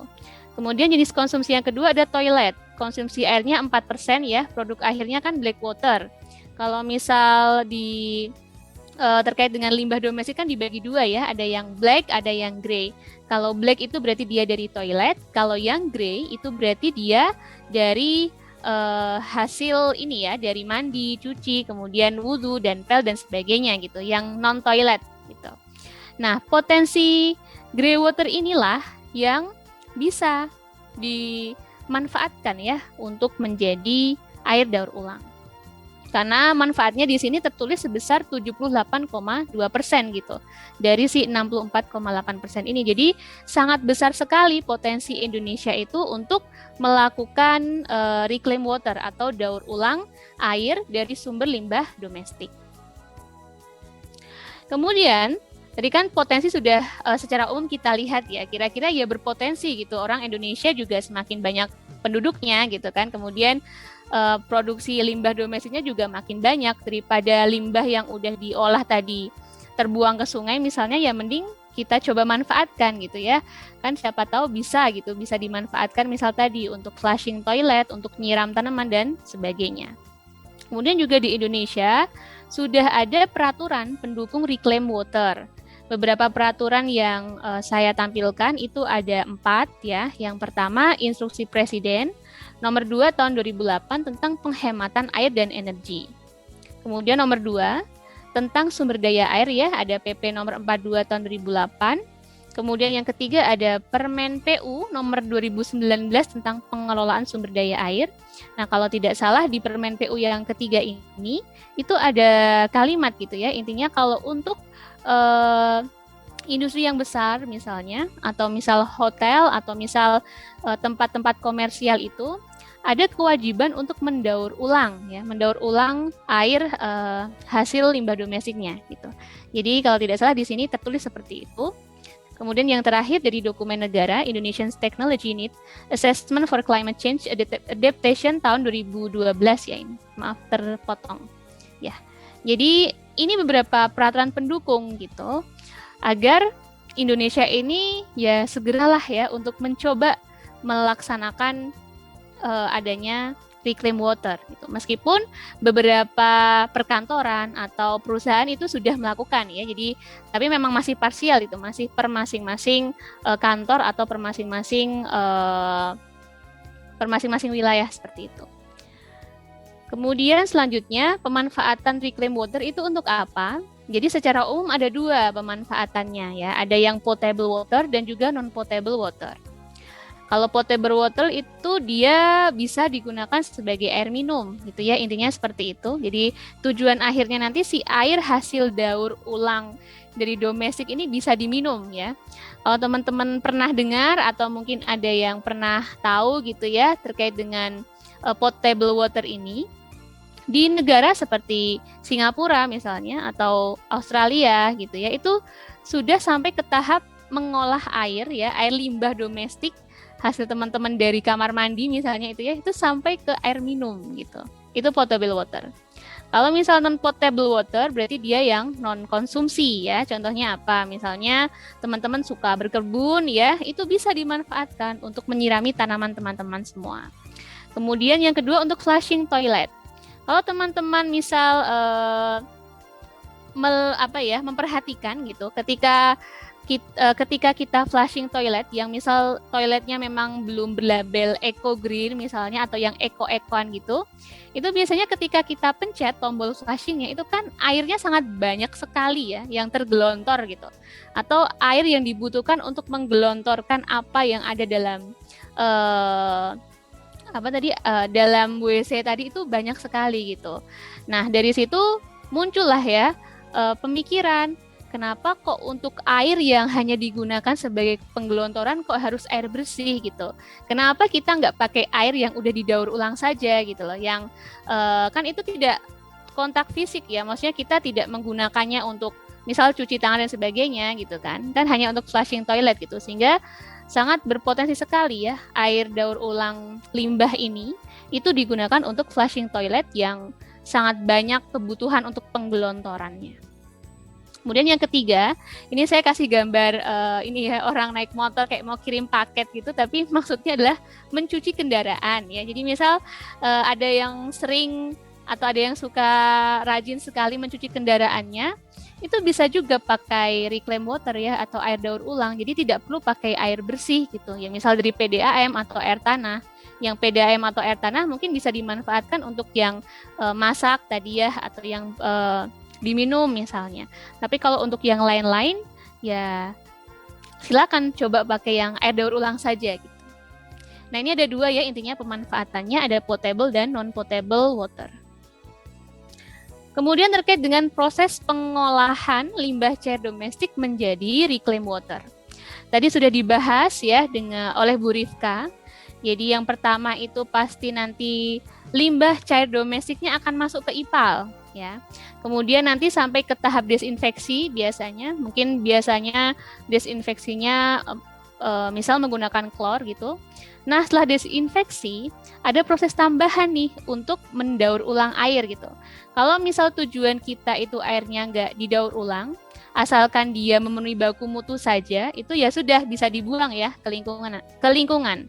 Tapi ketika kita ingin mendaur ulangnya atau kita ingin memanfaatkannya kembali, misal untuk tadi yang non-potable use ya, itu kita harus menambahkan satu treatment lagi gitu.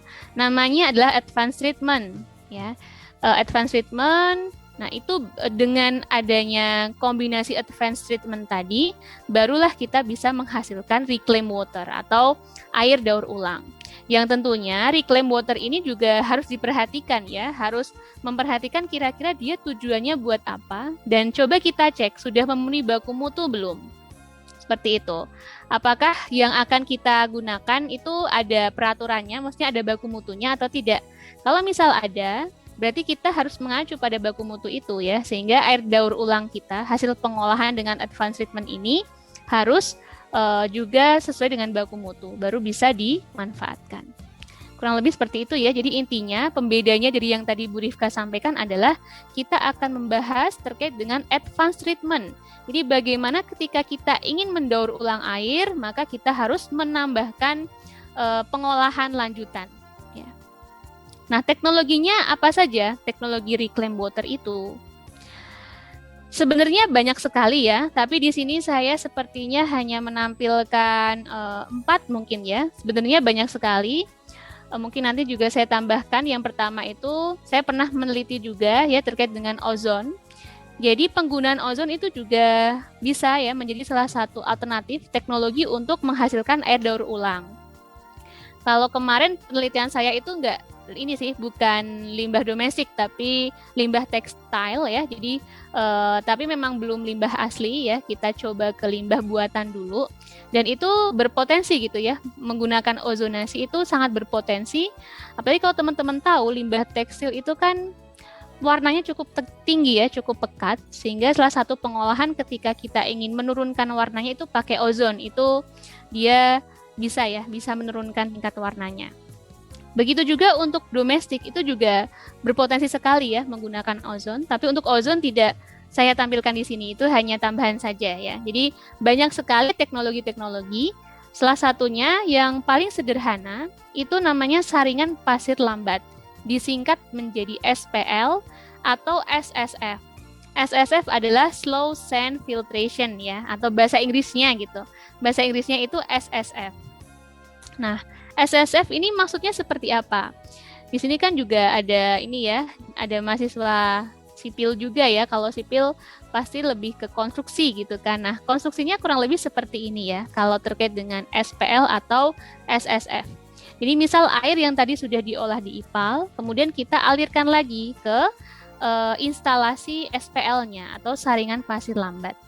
Kurang lebih secara umum, yang paling umum saringan pasir lambat itu seperti yang bisa teman-teman lihat di screen ya ini. Jadi ada yang paling atas ya, itu kan biasa ya kalau kita mendesain kan kita pasti membuat freeboard ya, sebesar 0,2 sampai 0,3 meter gitu. Kemudian water inflow-nya dari atas ya, jadi dia downflow ya dari atas ke bawah gitu. Kemudian outletnya ada di bawah gitu. Nah, ketika air ini masuk, ketinggiannya kurang lebih 1 sampai 1,5 meter air. Kemudian dia akan masuk ke sand filter media. Ya, jadi medianya itu media pasir dengan ketebalan atau kedalaman medianya itu sebesar 0,6 sampai 1,4 meter kedalamannya ya, kedalaman medianya. Nah, kemudian air itu kan tadi downflow tuh, ngalir dari atas menuju ke bawah. Nah, di bawah ini ada gravel support layer ya. Jadi ada lapisan ini penyangga. Jadi sebelum di paling bawah itu ada under drain ya. Kemudian di atasnya ada lapisan penyangganya, itu pakai gravel atau kerikil. Kemudian di atasnya baru dikasih media sand filter ya, media pasir gitu. Nah, kemudian air ngalir dari atas ke bawah, kemudian dia akan keluar ya, akan ada outletnya di sini. Nah, kalau teman-teman lihat ya di screen ini kan ada suatu bahasa yang kayaknya sulit ini. Mungkin Pak Wisnu yang bisa membaca ya, ini ada smooth deck gitu ya. Jadi akan ada terbentuk lapisan ya. Ini namanya lapisan smooth deck ya. Jadi di sini ada lapisan, ini lapisannya ya yang tengah-tengah antara air dan juga sand filtration. Kenapa kok bisa terbentuk lapisan gitu ya? Bisa terbentuk gitu. Yang pertama dulu proses pengolahan utama itu pakai media pasir, jadi kecepatan penyaringannya itu kurang lebih 4 sampai 6 meter per hari ya, meter kubik per meter kuadrat per hari. Kemudian masih dibutuhkan tahap desinfeksi tentunya ya setelah ini, jadi tetap ada desinfeksinya lagi. Nah, kemudian akan terbentuk lapisan biologis atau biofilm ya, jadi lapisan yang susah dibaca ini itu adalah lapisan biofilm atau lapisan biologi. Kok bisa terbentuk? Bisa saja karena kan kalau misal kita sedang melakukan penyaringan, pasti kan ada zat-zat yang akan tersaring ya, akan tertahan gitu maksudnya. Tertahannya itu ada nih yang di bagian atas media pasirnya gitu, sand filter medianya gitu. Nah, ketika bahan-bahan organik tadi itu berkumpul jadi satu ya, kemudian juga kalau misal di air limbah kan pasti ada bakterinya gitu ya, ada mikroba, ada mikroorganisme, baik dari air limbahnya maupun dari sand filternya gitu. Jadi ada mikroorganismenya gitu, sehingga ketika ada lapisan organik ya yang tertahan di situ, kemudian ada aktivitas mikroorganisme, maka dia akan terbentuk biofilm ya atau lapisan-lapisan biologis. Nah, itu juga akan membantu untuk proses pendegradasian ya, sehingga air yang kita air olahan dari SPL ini relatif bagus gitu, atau bisa gitu ya kita gunakan sebagai air daur ulang. Tapi memang karena ini teknologinya kan sederhana banget ya, sehingga ada juga batasan terkait dengan air yang bisa masuk ke sini itu seperti apa. Jadi ada syaratnya ya, kekeruhannya rendah. Jadi kekeruhannya rendah ya, dan dia relatif stabil. Maksudnya stabil itu dia tidak terlalu yang fluktuatif ya. Misalnya hari pertama itu konsentrasinya 100 misalnya, 100 mg per liter misalnya. Kemudian hari kedua jadi 1000 gitu. Itu kan sangat fluktuatif sekali. Jadi tidak bisa menggunakan SPL kalau misal dia airnya atau air hasil pengolahan itu relatif fluktuatif, itu tidak bisa. Karena untuk SPL, karena tadi dia itu masih sederhana, ya, jadi butuhnya itu ya air yang relatif konstan gitu ya ininya, parameter atau karakteristiknya, kemudian kekeruhannya juga rendah. Seperti itu yang terkait dengan SPL atau SSF. Nah, kemudian yang kedua, tadi kan ada saringan pasir lambat atau SPL. Yang kedua ini ada teknologi namanya saringan multimedia. Kalau misal teman-teman lihat di situ ada kata-kata multi, berarti kan dia berlapis-lapis ya, tidak cuma satu. Kalau tadi SPL kan ya lapisannya hanya pasir sama gravel sebagai penyangga. Tapi kalau kita menggunakan teknologi saringan multimedia, maka dia saringannya juga berlapis-lapis. Ini saya gambarkan seperti ini ya. Jadi misal air hasil olahan pada IPAL gitu, kemudian masuk ke tangki reaktor sebelum ke pengolahan lanjut. Jadi pengolahan lanjutnya itu ya yang ini ya, mulai dari sini. Nah, ketiga ini adalah pengolahan lanjutnya.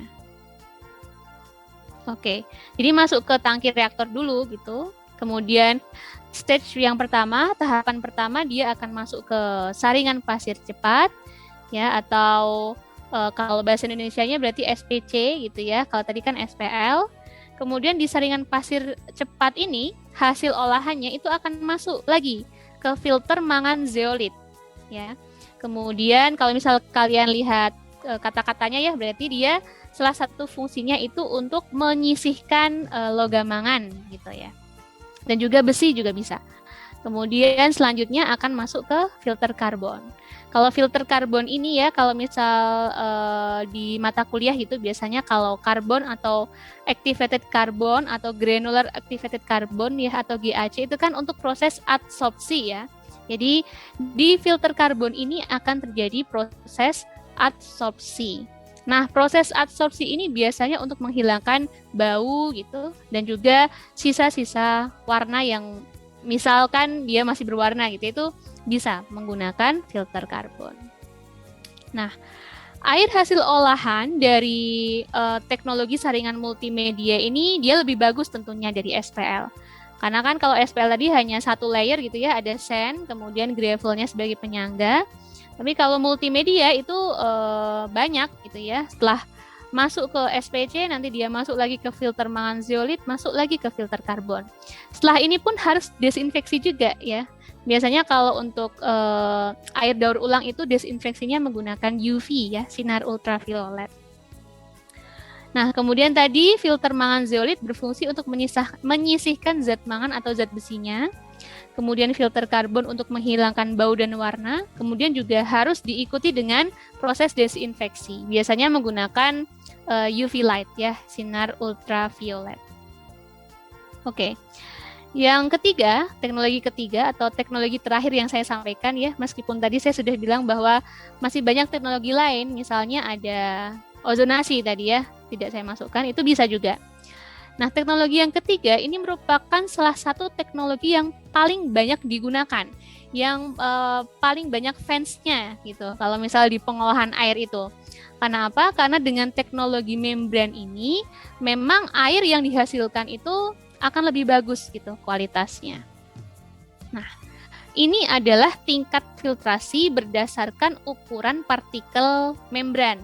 Ya, jadi kalau misal teman-teman belajar terkait dengan membran atau misal di proses biologi tadi yang dijelaskan Bu Rifka, itu ada juga ya unit namanya MBR atau membran bioreaktor. Itu juga pakai membran. Membran itu kan suatu lapisan yang dia berpori gitu, tapi kan porinya tidak bisa kita lihat nih. Oh, kelihatan bolong kan enggak ya, karena dia kan ukuran porinya itu sudah sangat kecil sekali ya, dalam mikrometer ini ukuran porinya. Jadi ini adalah tingkat filtrasi berdasarkan ukuran partikel membran ya. Kalau misal dia yang di sisi kanan, yang ini ya, di sisi kanan ini dinamakan sebagai filtrasi partikel biasa gitu ya, ketika dia ukurannya itu masih batasnya 1 mikron sampai ke 1000 mikron, itu berarti dia particle filtration atau filtrasi partikel. Misalnya yang akan kita filtrasi atau akan kita saring itu, atau yang akan tertahan ya, misalnya jadi misalnya yang ukurannya 100 mikron itu contohnya misal human hair ya, rambut kita. Kemudian kalau yang 100 sampai 1000 mikron itu misalnya pasir ya, ukuran pasir pantai gitu. Kemudian yang ukurannya 10 sampai ke 1 mikron itu bakteri. Itu ada yang ukurannya segitu, dan juga ada emulsi minyak dan lemak ukurannya juga segitu. Nah, itu namanya particle filtration ya, ketika kita akan menahan ukuran partikelnya yang sebesar 1 sampai 1000 mikron. Kalau partikelnya itu makin kecil lagi ya yang akan kita tahan, maka juga otomatis kita harus menggunakan membran yang porinya itu lebih kecil juga.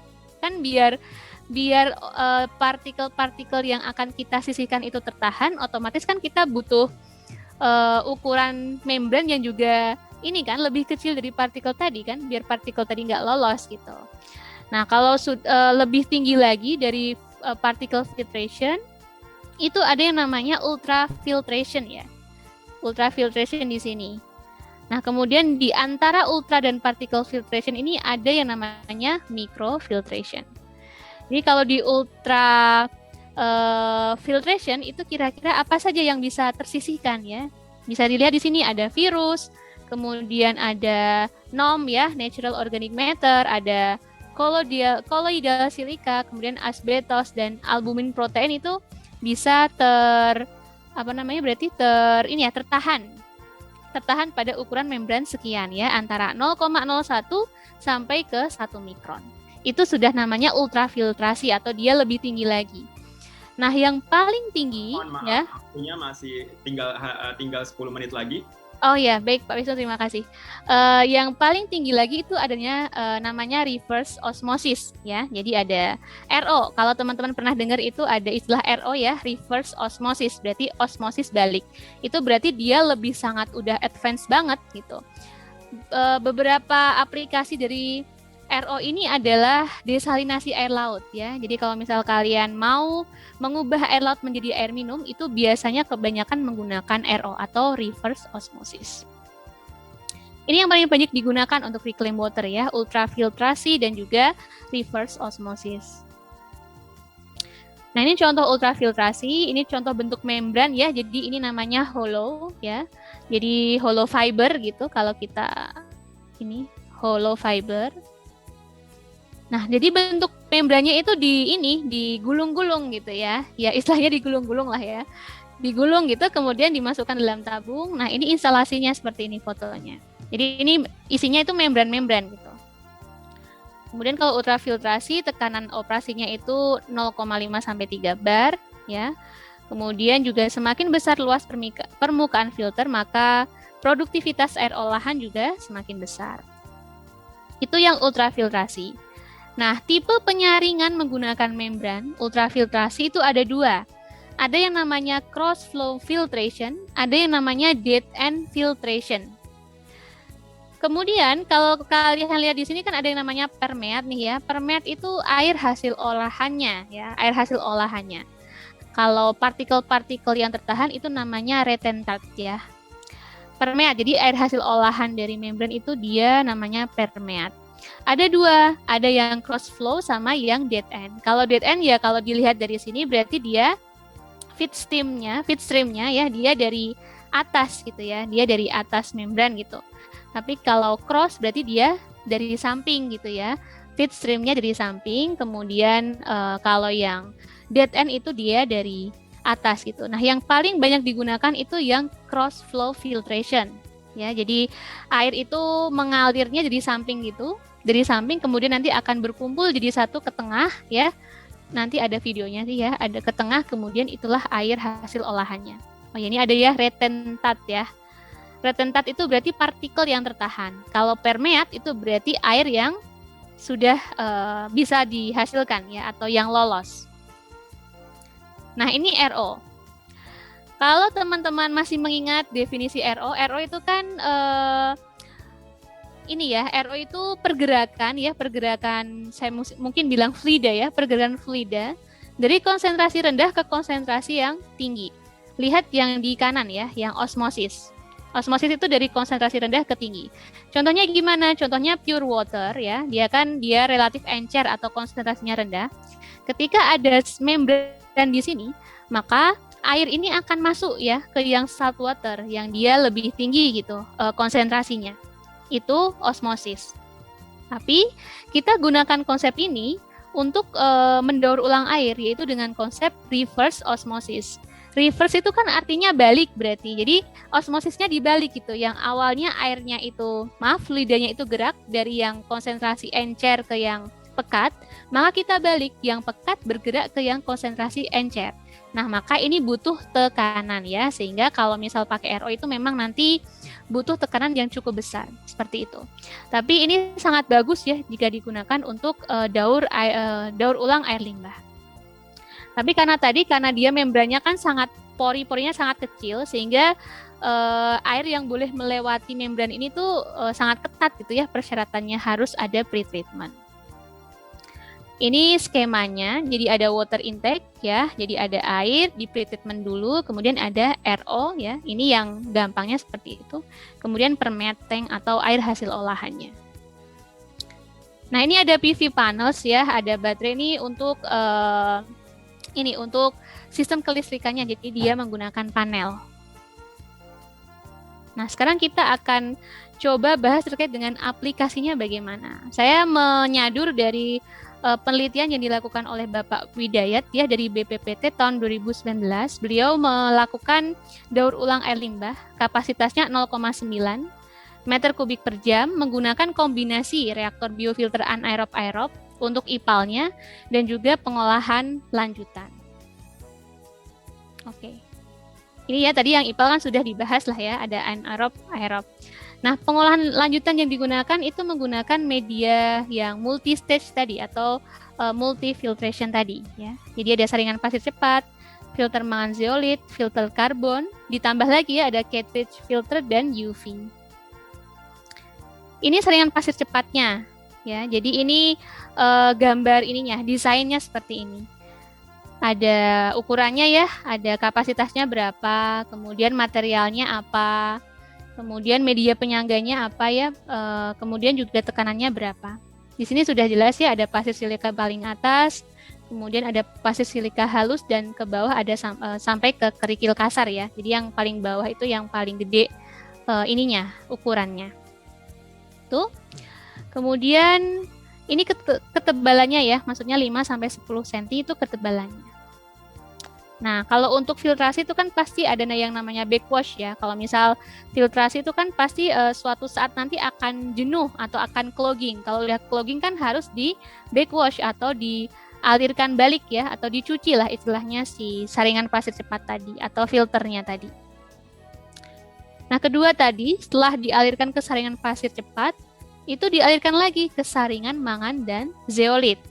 Juga bisa teman-teman lihat ya terkait dengan speknya dan juga urutan-urutan media yang digunakan. Nah, sepertinya sama ya yang bagian bawah, yang beda itu yang atasnya. Atasnya ini ada mangan zeolit 40 cm. Kalau saringan mangan zeolit itu kalau misal sudah jenuh ya, itu diregenerasi namanya. Regenerasinya gimana? Dengan menambahkan larutan kalium permanganat, sehingga akan terbentuk lagi mangan zeolitnya. Seperti itu kurang lebih secara singkatnya. Kemudian tadi yang ketiga ada filter karbon. Nah, kalau filter karbon berarti dia menggunakan karbon aktif. Untuk bagian yang bawahnya ini tetap ya, yang beda yang atasnya, yang digunakan karbon aktif. Ibu Ima, mohon maaf waktunya tersisa 5 menit lagi. Oke, siap Pak Wisnu. Nah, sama kalau filter karbon ini kalau sudah jenuh maka dapat diganti dengan arang aktif baru atau regenerasi. Tapi terkadang biayanya itu hampir mirip ya, sehingga kadang itu ya sudah beli baru saja gitu untuk filternya.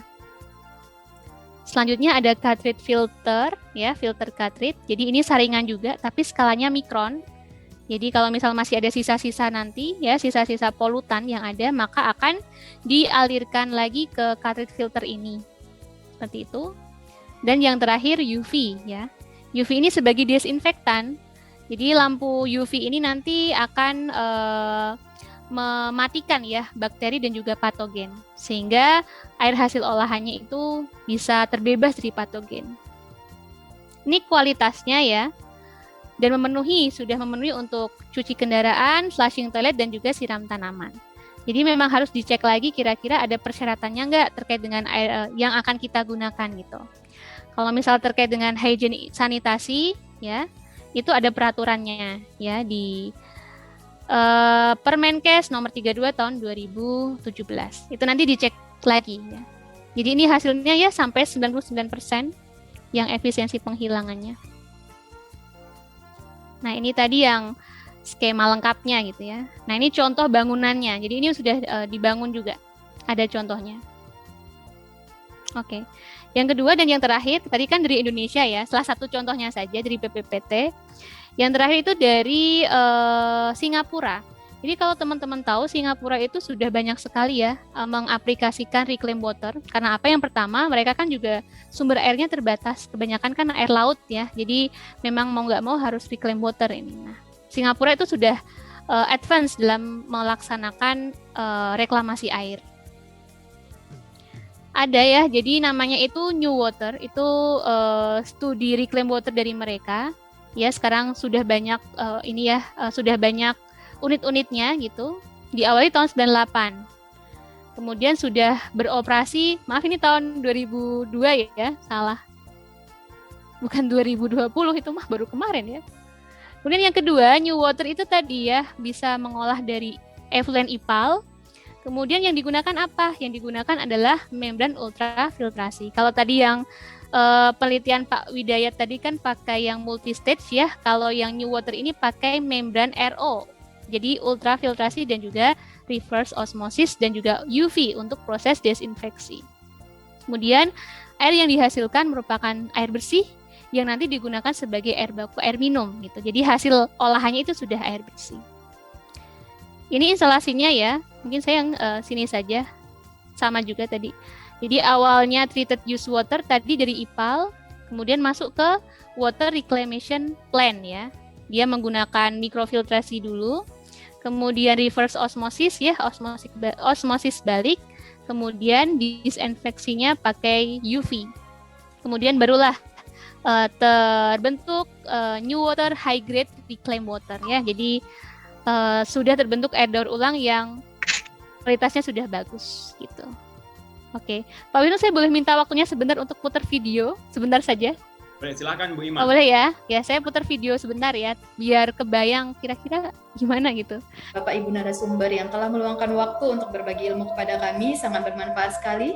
Terima kasih kepada Bapak Ibu peserta, para hadirin yang telah antusias dalam mengikuti kuliah tamu kita dengan tema pengelolaan limbah cair domestik. Terima kasih kepada pimpinan fakultas, Bapak Dekan Fakultas Teknik Universitas Negeri Medan, Bapak Profesor Dr. Harun Sitompul MPD, Ketua Jurusan Pendidikan Teknik Bangunan, Bapak Syareja Alvan ST Bapak Sekretaris Jurusan, Bapak Dr. Sarwah, Bapak Ketua Pelaksana kita yaitu Niko Ferdinand Manik, dan serta Bapak Ibu Kaprodi di Jurusan Pendidikan Teknik Bangunan. Dan segenap panitia saya ucapkan terima kasih atas partisipasinya untuk kuliah tamu hari ini. Akhir kata saya mewakili panitia acara kuliah tamu, saya memohon maaf jika ada kesalahan kata ataupun sikap yang mungkin tidak disengaja, dan kepada Allah kami mohon ampun. Assalamualaikum warahmatullahi wabarakatuh. Salam sehat dari kami.